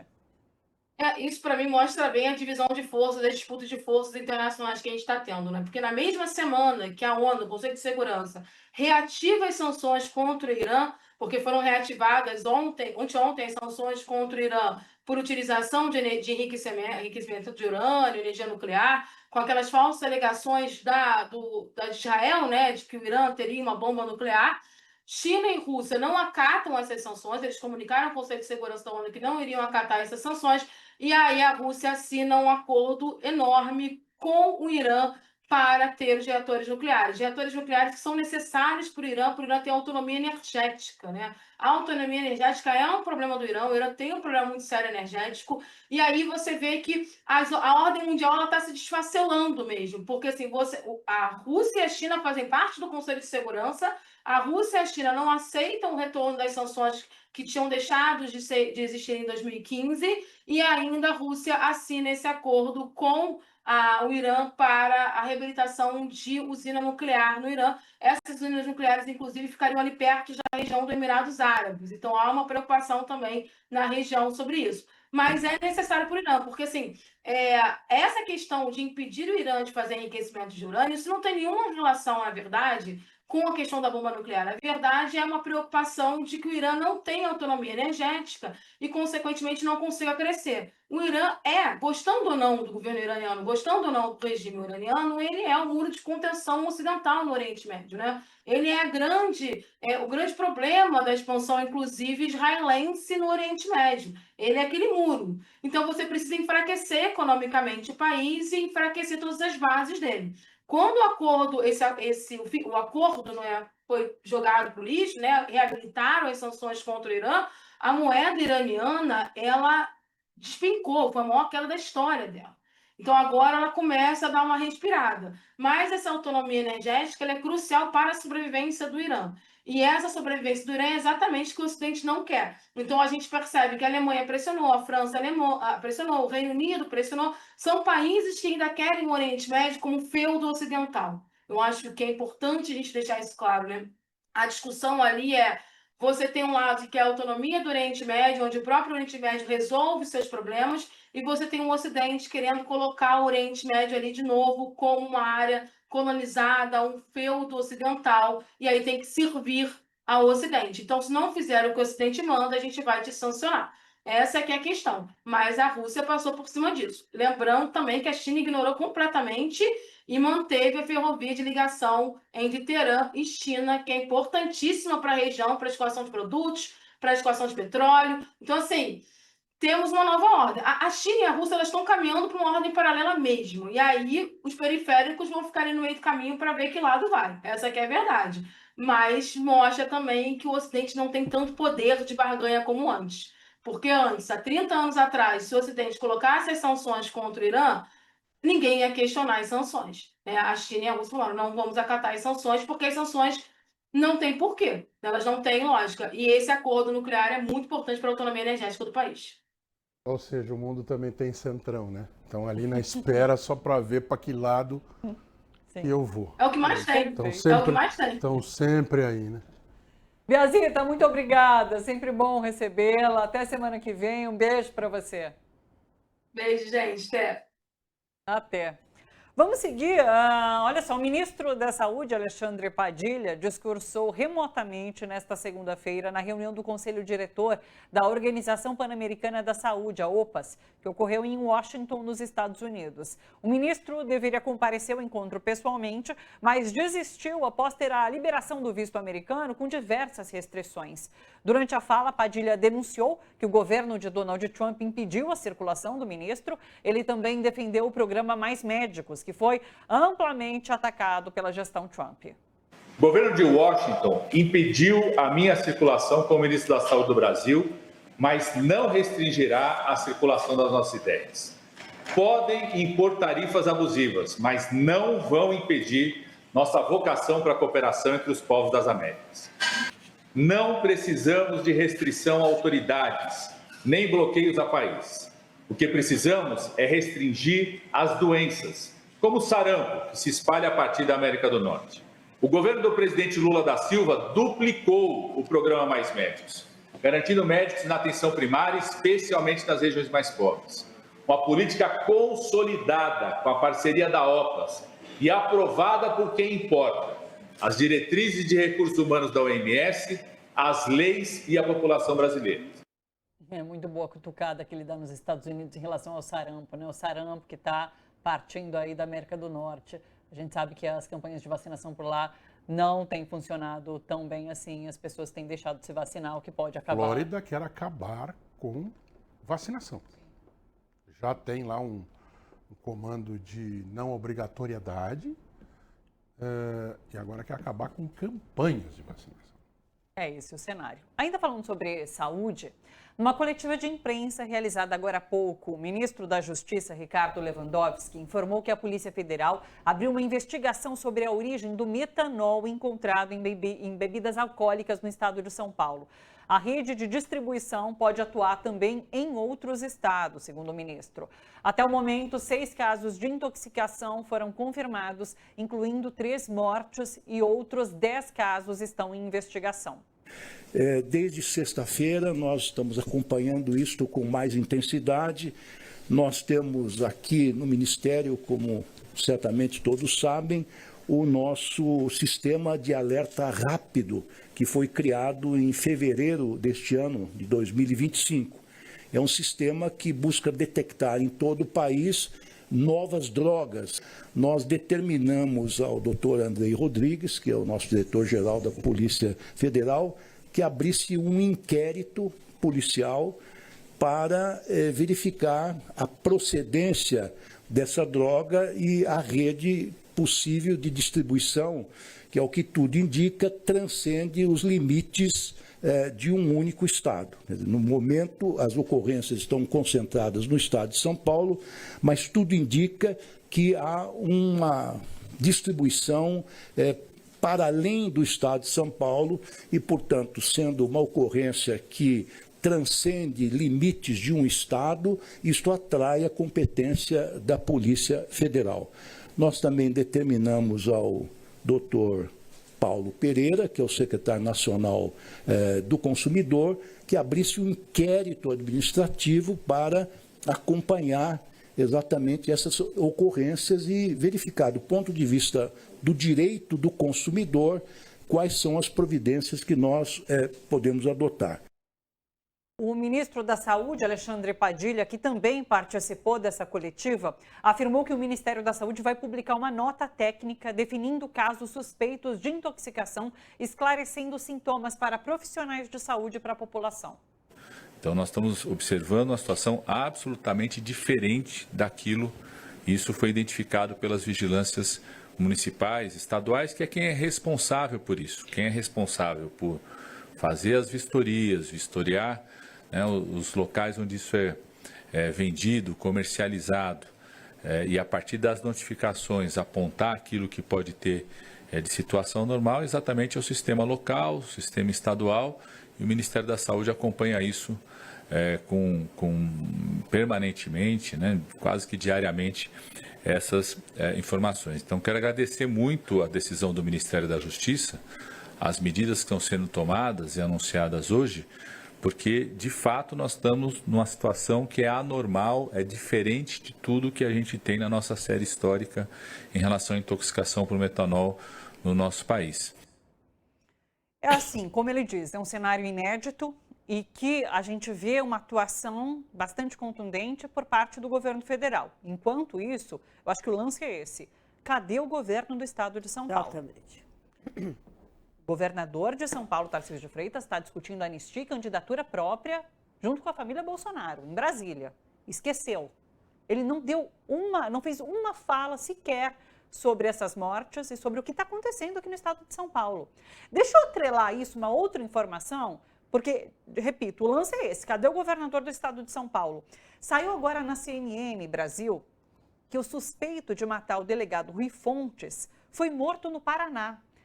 Lembramos que Tarcísio de Freitas não quis federalizar essa investigação. Ele falou, não, vai ficar com o estado de São Paulo. E é esse o resultado. Então, assim, cadê o governador do estado de São Paulo, gente? Thalita, eu acho que o ponto é esse, né? Porque a rigor, esse crime do metanol é uma coisa que espanta pela crueldade, né? Você vê, o menino vai tomar uma caipirinha, a menina vai tomar uma caipirinha, tá cega, cara, é muita crueldade, entendeu? Então, é um negócio assim que a impressão que dá é que foi feito para instilar o terror, para fazer com que as pessoas comecem, porque, de fato, já houve casos de intoxicação por Minas, né? Cerveja, por metanol e tal, houve isso. Mas nessa escala, e vamos combinar, teve casos em que se localizaram na periferia, em compra em adegas e tal, mas teve bar aqui na Alameda Lorena, um lugar chique. Então, de São Paulo, né? O governo federal poderia chegar e falar assim, olha, o que é? Isso não é minha competência, não é minha atribuição, a atribuição é do governo estadual e municipal, e que não estão fazendo nada, porque o que está acontecendo a polícia foi lá para ver, pegou um monte de garrafas. Apreendeu exatamente garrafas. Apreendeu garrafas e ponto. Então, por enquanto, não aconteceu nada. Agora, e as falhas da fiscalização? Por que ninguém está contando isso? Eu quero ir lá nesse bar e ver. Tem nota fiscal isso que estava sendo vendido? Mas até agora está todo mundo sendo mantido em silêncio. A gente não sabe se tem nota fiscal, o que os fabricantes dizem sobre esses lotes, não sabemos nada. Nós estamos. E está todo mundo apavorado. O governo federal poderia pegar e falar, isso não é da minha conta, não tem nada a ver com isso. Mas o que o governo faz? O governo pega e fala assim, bom, como é que vão ser os procedimentos? É preciso saber como se trata uma intoxicação porque existe um antagonista do metanol. Então, se você chegar com um sintoma, você pode tomar uma substância que é um antídoto que faz com que você libere o metanol e ele não consiga fazer todo o mal que normalmente faz essa substância no organismo, particularmente fígado, olhos e pulmão. Então, o governo está cuidando, o governo federal está cuidando da parte dele. Agora, Tarcísio de Freitas, pelo amor de Deus, uma menina ficou cega porque tomou caipirinha, os meninos morreram. E tem mais gente internada em estado desenganado já. 10 pessoas. Agora em coma e tal, não sei o quê. Quer dizer, o governo do estado, o mínimo que devia ter feito era pegar e dizer, olha, estamos fazendo isso, estamos fazendo uma força-tarefa para pegar e ver como é que é o fornecimento de bebidas, como é que é o controle de qualidade das bebidas. Não tem nada. E você vê o governo federal fazendo. O Bolsonaro, na época da pandemia, a gente viu como é que ele fazia. Ele pegava e dava de ombros. O problema não é meu. Não sou coveiro. Eu não sou coveiro. O que o Tarcísio está fazendo é exatamente a mesma coisa. Eu não sou coveiro. O problema é de vocês. E tem também a prefeitura. Cadê a prefeitura? Cadê a prefeitura? Cadê a prefeitura? Eu estou pensando agora, isso apareceu na imprensa para valer com peso ontem.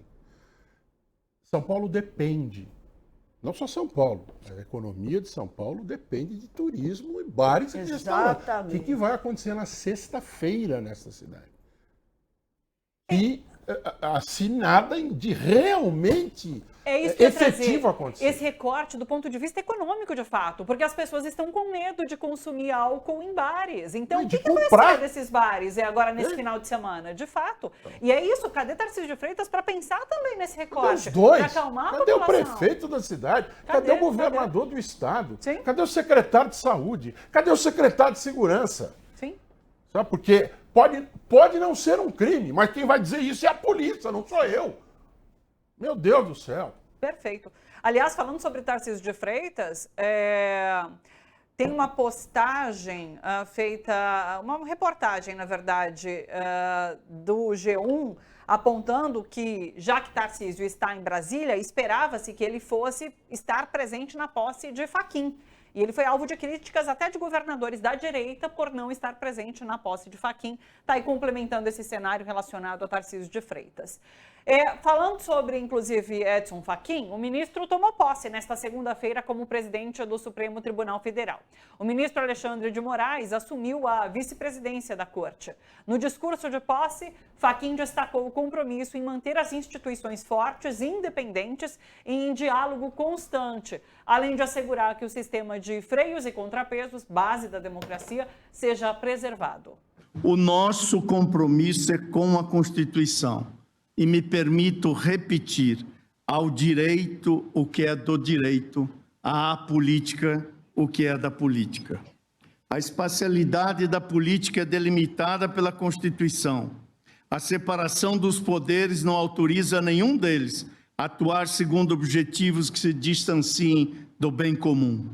O genuíno Estado de Direito conduz à democracia, o governo das leis, e não o governo da violência. Eis o imperativo democrático capaz de zurzir o autoritarismo. Tudo mais colegialidade na pauta, porquanto a força desta corte está no colegiado.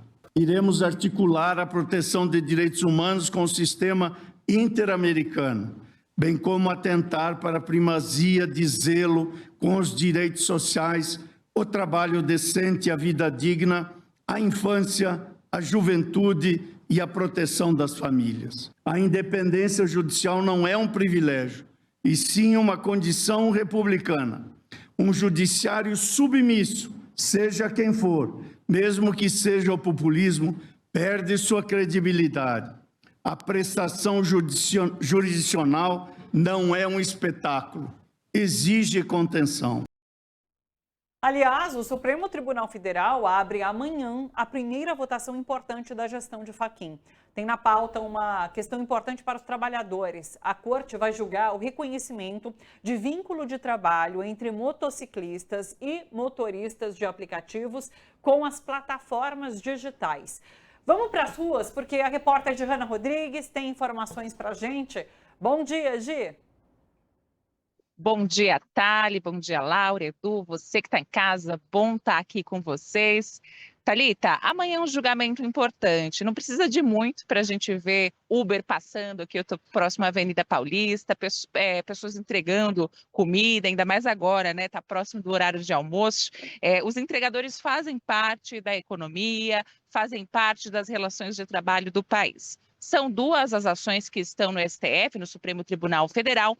Uma ação da RAP, a RAP reclama, diz que a Justiça do Trabalho não tem seguido as últimas decisões do STF ali, que não eram favoráveis ao reconhecimento do vínculo do trabalho, de entregadores e aplicativos. E tem também uma outra ação em que uma entregadora do Uber foi bloqueada pelo aplicativo. Isso é uma coisa que acontece sempre, os entregadores reclamam, eles usam a plataforma, do dia para a noite são bloqueados, perdem ali a sua única fonte de renda.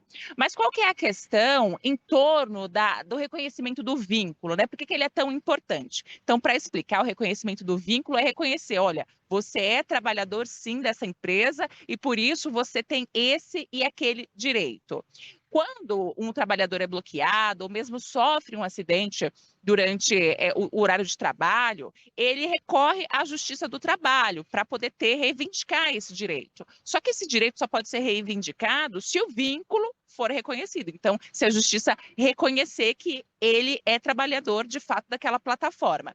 Para os trabalhadores de plataforma, da Rap, do Uber, da 99, esse vínculo precisa ser reconhecido para eles terem acesso a esses direitos. Então, por isso que é tão importante essa questão. Eu conversei mais cedo com o Nicolas Souza Santos, ele é liderança, integrante da Aliança dos Entregadores por Aplicativo. Ele me explicou um pouquinho sobre o que está em jogo no STF. Vamos ouvir aí. Com essa quantidade absurda de casos que estão aparecendo, e isso não é raro mesmo, porque o bloqueio de contas é uma coisa comum no nosso dia a dia, porque os acidentes são uma coisa comum no nosso dia a dia, e a justiça decidindo dessa forma, as empresas começaram a recorrer ao STF. Tanto por reclamação, para poder dizer que não é na Justiça do Trabalho que isso é resolvido, quanto por recurso extraordinário. E hoje, o que está sendo decidido é um recurso extraordinário da Uber, no caso de uma motorista do Rio de Janeiro, né, e com repercussão ampla. Ou seja, essa decisão do STF de amanhã, desse julgamento de amanhã, ela vai valer para absolutamente todos os casos do país, né, com todos esses milhares de casos que estão na Justiça do Trabalho. Segundo o STF, a ideia é resolver tudo de uma vez para que se desembole, né, essa quantidade de ações que tem lá. E a gente fica na expectativa para poder saber o que o STF vai decidir, né, com base, assim, principalmente na realidade, e não só naquilo que está escrito, né, teoricamente, nos contratos das empresas com os trabalhadores.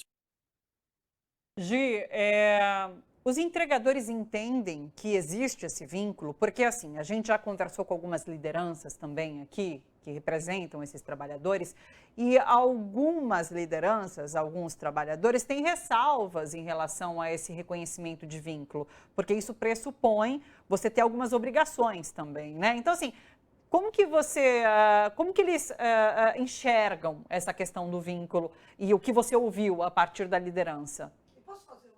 Claro. Ele me Pode falar, Laura, te escuto. Queria te perguntar como é que eles veem a questão do vínculo, uma vez que os entregadores, eles não trabalham para um aplicativo, mas eles trabalham para vários aplicativos. Como conciliar a ideia de vínculo e responsabilidade com essa ideia de que eles trabalham para várias plataformas simultaneamente? Ou eles podem trabalhar para várias plataformas simultaneamente?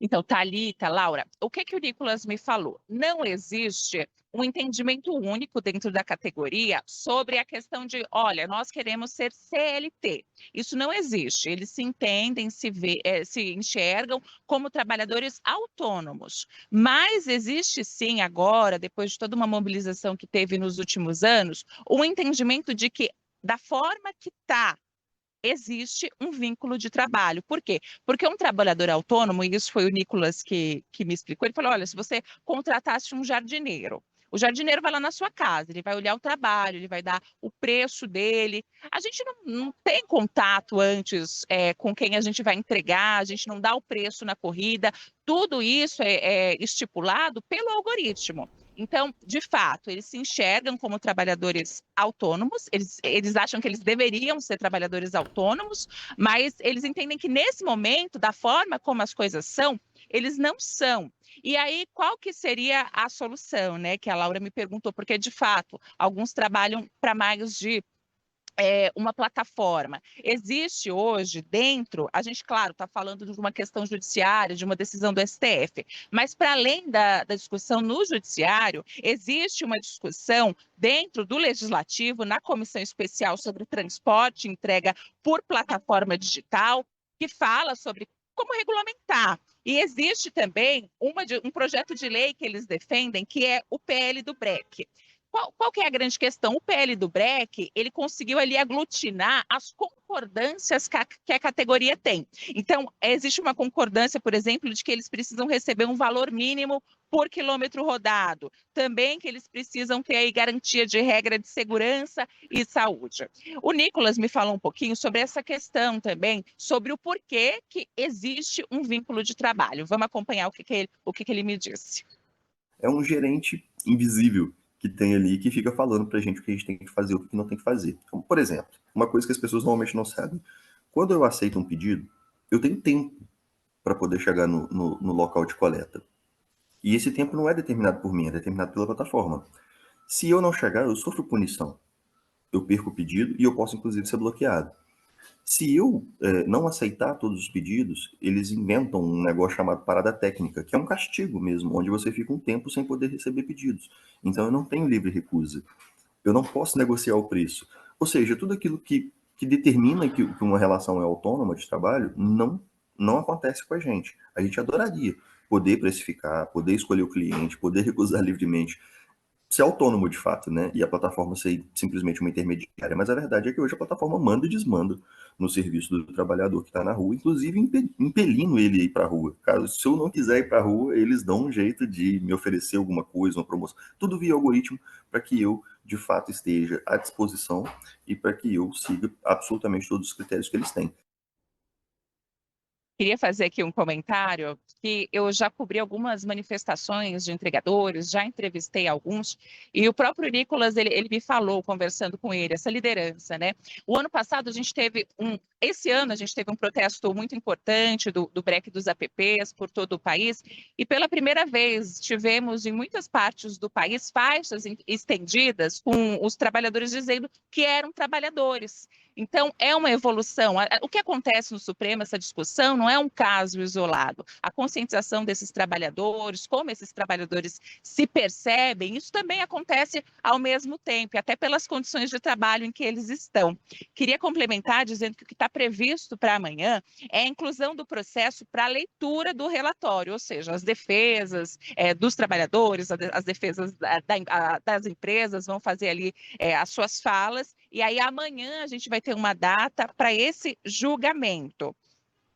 Lembrando, né, que amanhã não vai ser definido se esses trabalhadores vão trabalhar 8 horas, 12 horas, é o reconhecimento do vínculo como ele é empregado hoje, se esses trabalhadores são ou não trabalhadores desses aplicativos, da forma como a coisa está hoje. Claro, a depender do resultado, essas empresas vão ter que sim adequar esse contrato, mas os trabalhadores também esperam que essa discussão avance no legislativo. Com você aí no estúdio, Thalita. Muito obrigada pelas informações, Gi. A gente vai estar acompanhando aqui de perto, porque é isso, eu acho que o STF tem nas mãos uma decisão dificílima nesse momento. Seria muito melhor que esse debate estivesse sendo feito, de fato, via legislativo, com audiências, com várias partes envolvidas, ainda que o STF vai trazer também essas várias partes. Mas acho que não é uma discussão que vai se encerrar a partir de uma decisão do STF, de fato, né? A gente vai ter que passar, sim, por uma discussão ali na Câmara e no Senado, e com participação desses trabalhadores que têm opiniões diferentes, não há uma unanimidade, como coloca a Girana. Acho muito legal essa explicação que a Girana deu, porque, na verdade, o que eles estão querendo garantir é o mínimo, né? Não é assim, olha, eu vou ter carteira assinada ou eu não vou ter carteira assinada, não é sobre isso. Sim. Agora que ela explicou, eu entendi perfeitamente. Quanto que é o mínimo que você pode pagar para a categoria? Se eu sofrer um acidente, estou indo entregar uma pizza pelo 99. Se eu sofrer um acidente, quem é que vai me ajudar nessa parada, que vai se responsabilizar comigo para consertar a moto e me consertar se eu precisar de um hospital? Então são algumas coisas que são básicas para o trabalhador não ficar completamente desguarnecido como ele está hoje, né? Quer dizer, hoje a plataforma faz com ele o que ela quiser. Não quero que você trabalhe hoje, você não trabalha. Não quero que você ganhe menos hoje. Os caras os motoristas que trabalham para o Uber falam. O Uber pega e decide uma taxa dinâmica, cobra quanto quer do cliente e dá uma porcentagem irrisória para o motorista. E a pessoa, e o motorista, que é quem paga o carro, que é quem paga a gasolina, que é quem paga a eletricidade, que é quem paga o desgaste, que é quem paga... Pô, os caras chegam a ficar 12 horas sentados. Gente, sabe, o mínimo, entendeu? Quer dizer, então eu acho que é uma coisa civilizatória. Não é que nós estamos falando de conquistas sociais gigantescas, mas é uma coisa civilizatória. Essas pessoas não podem ser obrigados a trabalhar até o limite da exaustão, porque os caras resolvem que tem que pagar uma corrida R$3. É uma loucura. Por isso que uma simples definição sobre vínculo no STF não resolve essa situação. Porque que vínculo? É CLT? É outro tipo de vínculo? É o legislativo que precisa definir o que vai ser esse vínculo. Primeiro ponto que eu acho maravilhoso nessa discussão é parar com essa conversa de que eu sou empresário de mim mesmo. Estão se vendo como uma categoria profissional de trabalhadores. Não fazem parte do sindicato patronal, fazem parte do sindicato dos trabalhadores, ainda que não queiram ou principalmente porque não conhecem os benefícios. Sim. E porque tem uma, vou chamar, formação acerca do que vem a ser um trabalhador, sob o ponto de vista formal, muito negativa, porque é assim que se fala na rua.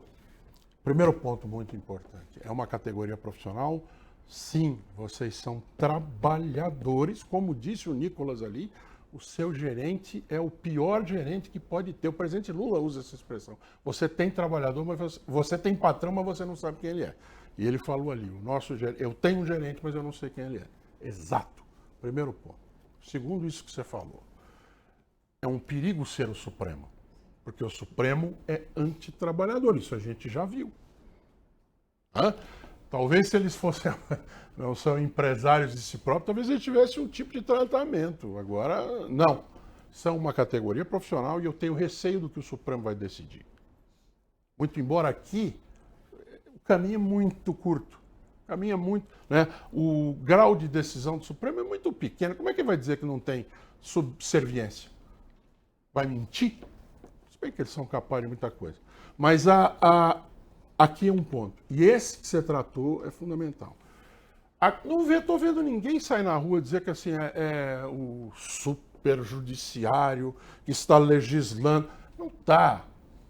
É a incompetência legislativa, ainda mais esse que nós temos, que é lotado de gente incompetente.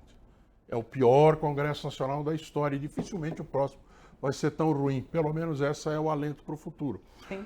Porque eles não conseguem discutir. Você vai discutir com quem? A maioria é essa tralha que está lá. É bolsonarista e centrão para todo lado. São 400, 300 votos dos 512, pelo menos. Então é muito difícil esperar qualquer coisa que seja útil desse parlamento. Então, pelo menos esse ponto, sim, tem uma vinculação.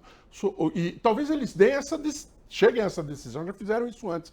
Deem um prazo para que os 6 meses, 180 dias, para que o Congresso legisle sobre o assunto. Senão eles vão regulamentar, isso já aconteceu. E um terceiro ponto, sempre bom lembrar que esta gentalha de direita e centrão, capitaneados por Nicolas Ferreira e seus comparsas, acabaram com a única proteção que esses caras tinham até hoje, que era o DPVAT. Com essa conversa mole, cansativa e ridícula de que pagamos muitos impostos.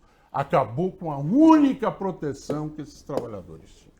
Seguindo, mas ainda falando sobre o Congresso, o presidente Lula vetou 2 trechos do projeto aprovado pelo Congresso que alterava a lei da ficha limpa. A proposta previa a redução do tempo de punição para políticos cassados. Isso permitiria que a contagem da inelegibilidade começasse a partir da condenação em órgão colegiado e não apenas após o fim do mandato. A decisão de Lula seguiu pareceres da Advocacia Geral da União e do Ministério da Justiça, que consideraram as mudanças inconstitucionais e prejudiciais ao combate à corrupção.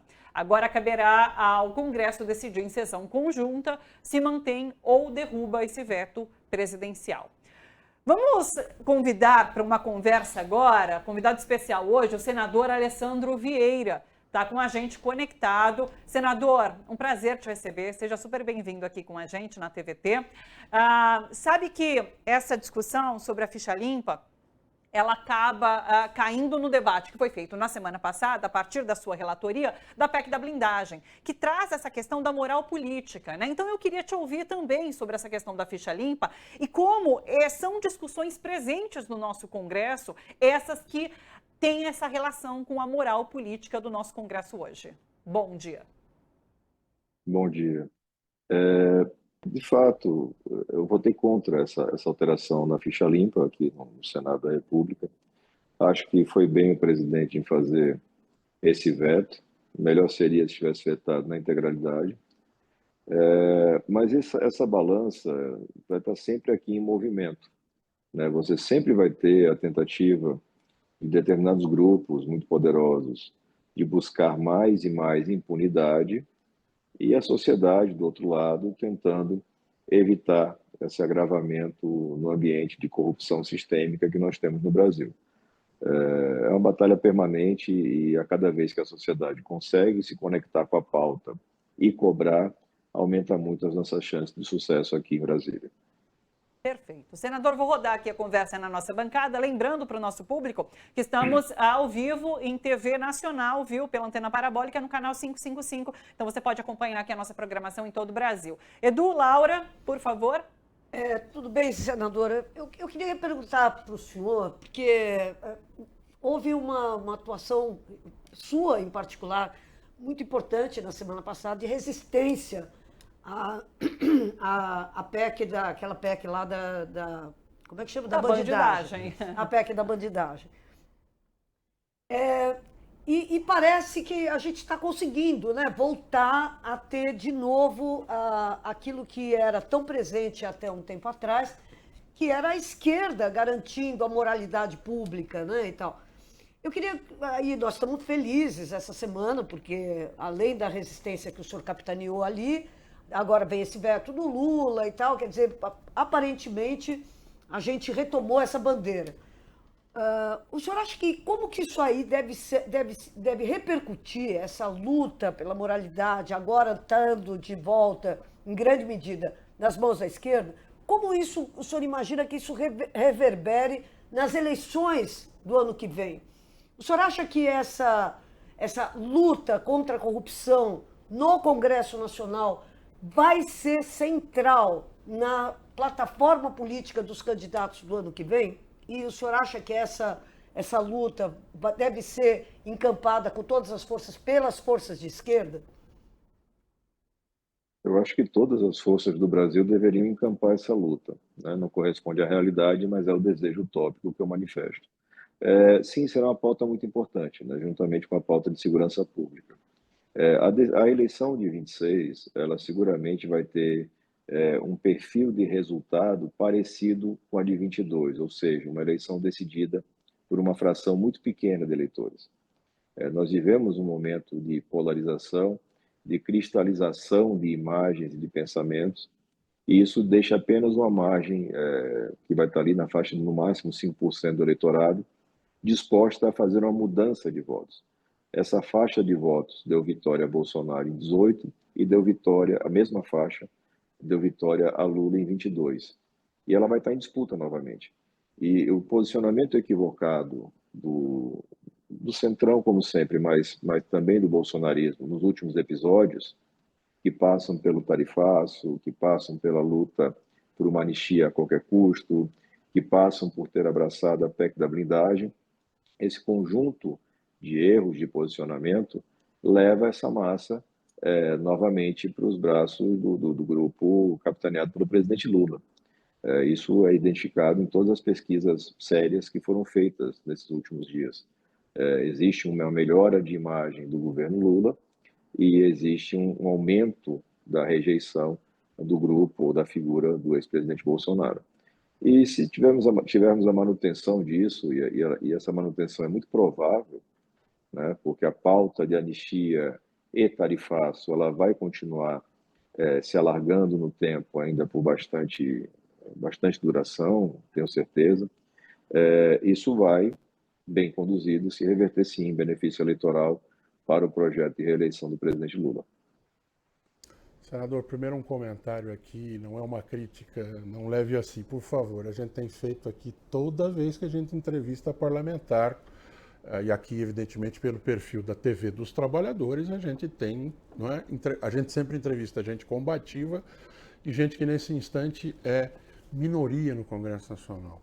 Todos os parlamentares, e eu já entrevistei o senhor quando eu estava no Grupo Band várias vezes, o senhor está com uma cara de cansado, como estiveram aqui os últimos deputados e senadores com os quais nós conversamos.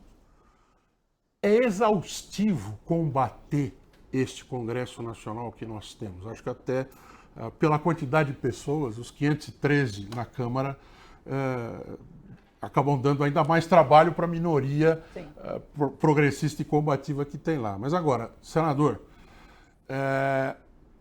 eles não cansam de fazer um mau combate e agora fazendo com que essa fricção com o Senado seja visível e perceptível.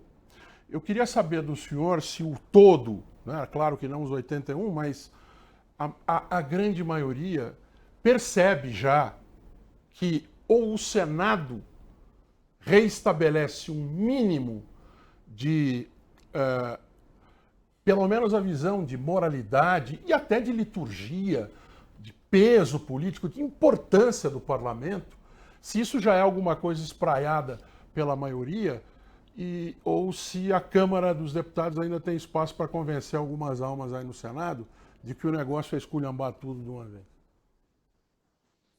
Veja, bom, primeiro sim, eu estou cansado, né? Eu brinco sempre que eu preciso descansar, mas o roteirista do Brasil não deixa, né? Ele é muito criativo. Exato. A gente estava ontem até 1h30 da manhã na CPMI do INSS.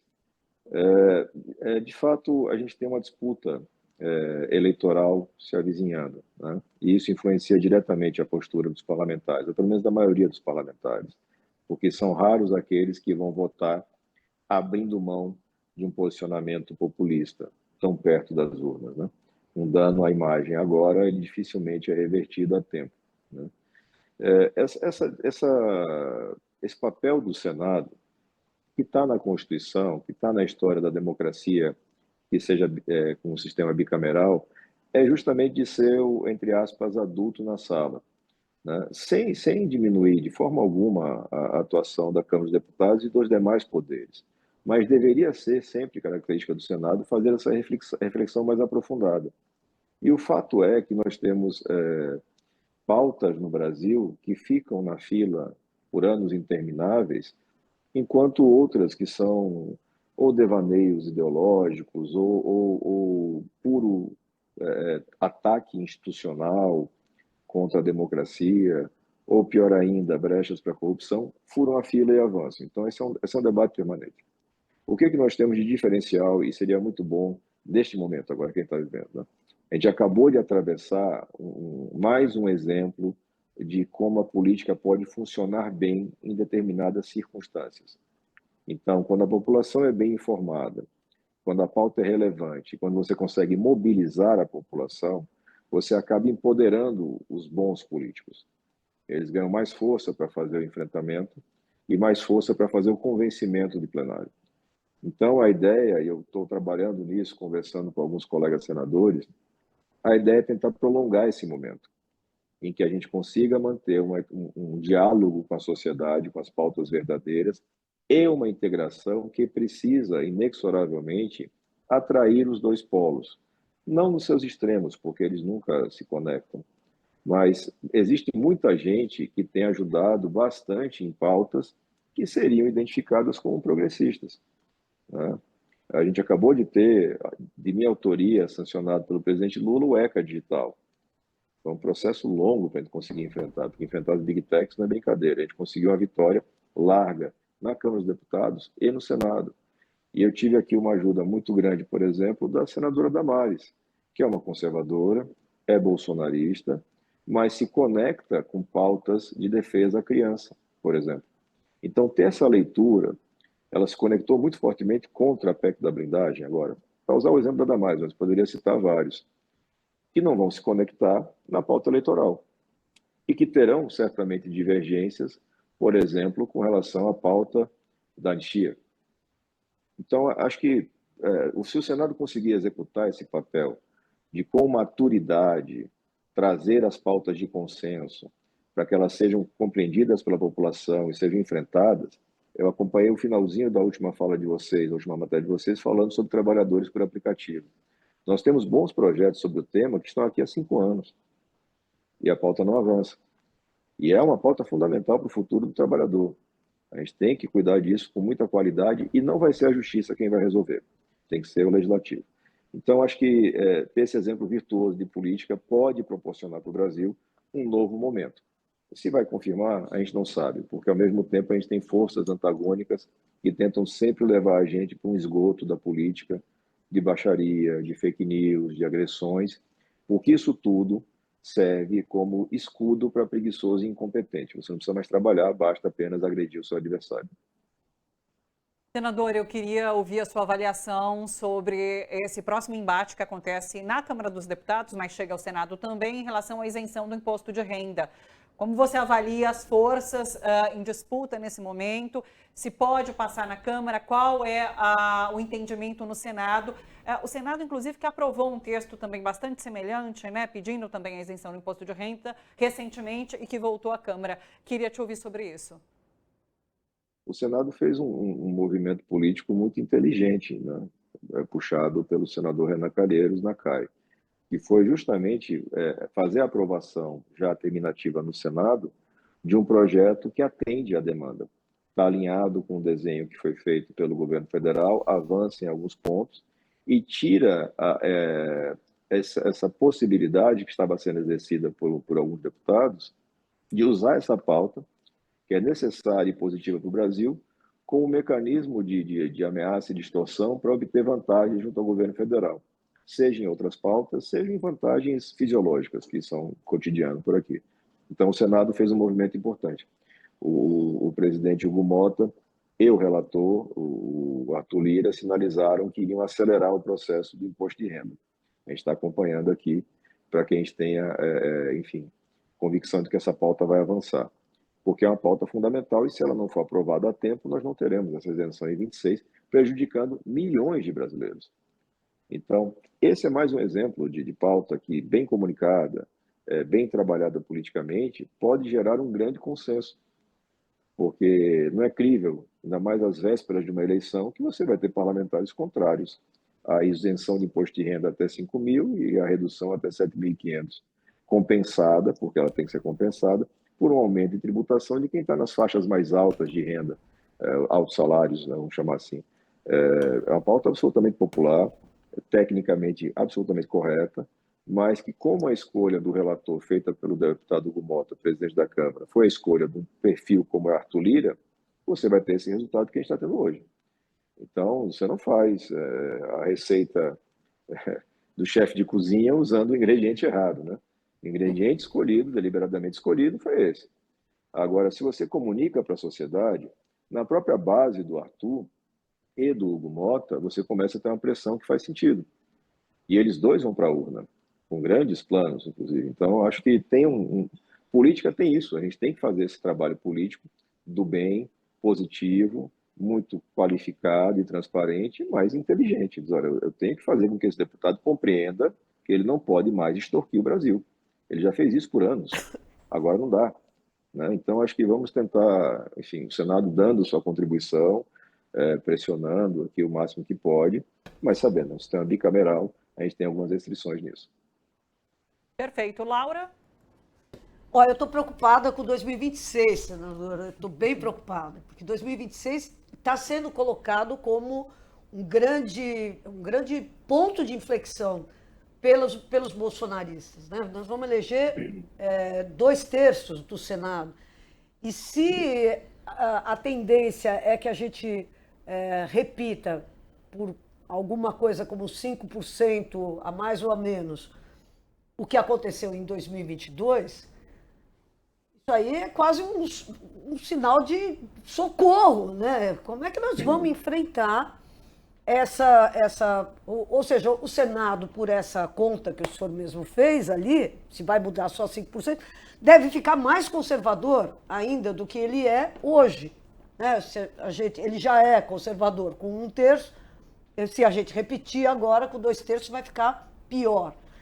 O presidente Lula também tem falado sobre a importância da gente operar nesse cenário.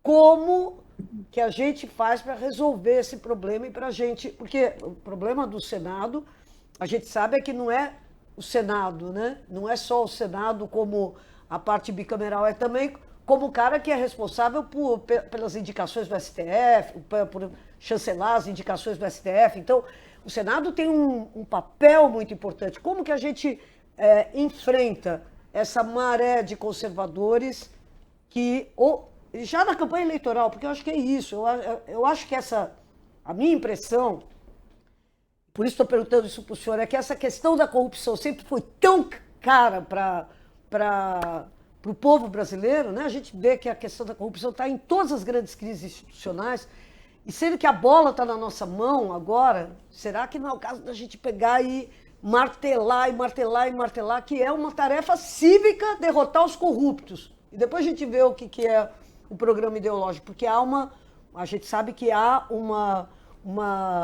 alinhamento hoje em dia entre a corrupção e a extrema-direita, né? A gente tem visto isso, inclusive nas operações que a Polícia Federal tem feito e tal, não sei o quê, nomes do campo da extrema-direita alinhados com as piores práticas, tanto no legislativo, quanto no crime organizado mesmo.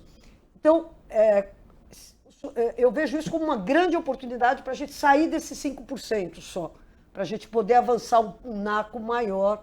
Eu queria saber se eu estou falando uma loucura ou se o senhor acha que, de fato, a gente pode ter nessa uma oportunidade uma oportunidade histórica na luta contra a corrupção, uma oportunidade histórica da gente retomar mesmo. Olha, a gente tem a cada eleição uma oportunidade de fazer intervenções, né?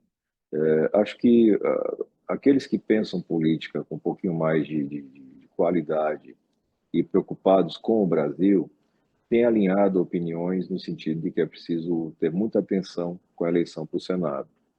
E isso passa por fazer composições e escolhas de candidatos que atendam ao desejo do eleitorado, mas que preservem condições e qualidades que são fundamentais para a democracia, que são a honestidade, a qualidade técnica e o desejo de reduzir as desigualdades que nós temos no Brasil, né? Então, dentro desses critérios, e me parece que, particularmente no caso do presidente Lula, já é uma orientação muito firme dele, que se faça a construção de candidaturas e de parcerias que viabilizem vitórias. O que não é bom, e essa receita vale para o outro campo político, a receita é a mesma, né? O resultado vai ser muito parecido se não seguirem. Se você tem um fracionamento, e isso acontece muito comumente no campo da esquerda, se você tem um fracionamento, você entrega a eleição para o outro grupo, porque é a eleição majoritária. Então tem que ter muito voto para ser eleito senador da República, em qualquer estado. Claro, proporcionalmente, mas sempre é muito voto. Então, quando mais candidaturas você tem, eu vou fazer uma análise respeitosa, mas do estado do Rio de Janeiro, por exemplo. Se no estado do Rio de Janeiro a esquerda optar por duas candidaturas competitivas, como parece ser o caso de Benedita e Molon, o resultado vai ser a derrota para a direita, né? Porque você fragiliza. E é preciso colocar os interesses do Brasil acima dos interesses partidários ou pessoais. Não é um exercício simples, mas me parece um exercício necessário que seja feito com cuidado e critério em todo o país. Porque, trazendo para cá o que eu citei como exemplo na tramitação da PEC da blindagem, no ECA Digital e tantas outras, nós temos conservadores no Brasil com os quais você consegue sentar e construir uma pauta de projeto nacional muito consistente. E isso sempre se repetiu, né? O que é preciso? Honestidade e qualidade, porque qualquer pessoa honesta e qualificada reconhece que o Brasil precisa reduzir desigualdades, reconhece que é preciso trazer essa massa brasileira que historicamente é discriminada, vitimizada, para um mercado de consumo e de qualidade de vida que hoje eles não acessam. E o cara pode ser o maior liberal do mundo, mas se ele for honesto e qualificado, ele vai entender isso. Então, acho que é por aí que vai ter que passar. É um exercício muito difícil, vão ser eleições muito disputadas. E a política, eu entro na política em 18, eu nunca fui partidário, nunca fui filiado, eu entro em 18 e entro pela pauta do combate à corrupção. Mas tentei aprender o mais rápido possível como as coisas funcionam e o que faz sentido na política, que seja uma política que gere impacto para as pessoas e não que gere impacto na minha vida pessoal. E acho que tenho conseguido fazer isso. E um aprendizado que eu tenho é que é muito difícil compatibilizar os egos e as vontades, né? Todo mundo acha que é a sua hora, todo mundo acha que é a sua oportunidade. E nem todos fazem uma leitura de cenário, que é um cenário dividido. É um cenário onde você tem uma parte bastante razoável da população que vai votar por indicação do ex-presidente Bolsonaro em qualquer candidato. Você tem uma boa parte da população que vai votar por indicação, exclusiva indicação do presidente Lula em qualquer candidato, mas os votos decisivos não são esses. Os votos decisivos são os que vão estar buscando perfis, comportamentos, entregas, enfim, cada coisa no seu momento. Então, acho que tem uma leitura para se fazer. E, repito, eu vejo bons quadros tentando fazer isso. Mas não é tão fácil, vai exigir muito trabalho e a margem de erro é muito, muito pequena. Perfeito. Senador, muito obrigada pela sua participação aqui com a gente. Volte mais vezes. Até uma próxima oportunidade. Um abraço. Um abraço, até a próxima. Até. Seguinte, vamos falar sobre o Conselho de Ética da Câmara dos Deputados, que deve instaurar, nesta terça-feira, 4 processos disciplinares contra 3 deputados da oposição bolsonarista. Todos estiveram envolvidos no motim que paralisou o plenário em agosto em protesto contra a prisão de Jair Bolsonaro. A pauta inclui 2 representações contra Marcos Polon, do PL, uma contra Marcel Van Hatten, do Novo, e outra contra Zé Trovão, também do PL. Após a abertura dos procedimentos, haverá um sorteio de nomes para compor a lista tríplice destinada à escolha do relator. A decisão de enviar os casos ao Conselho foi tomada pela mesa diretora.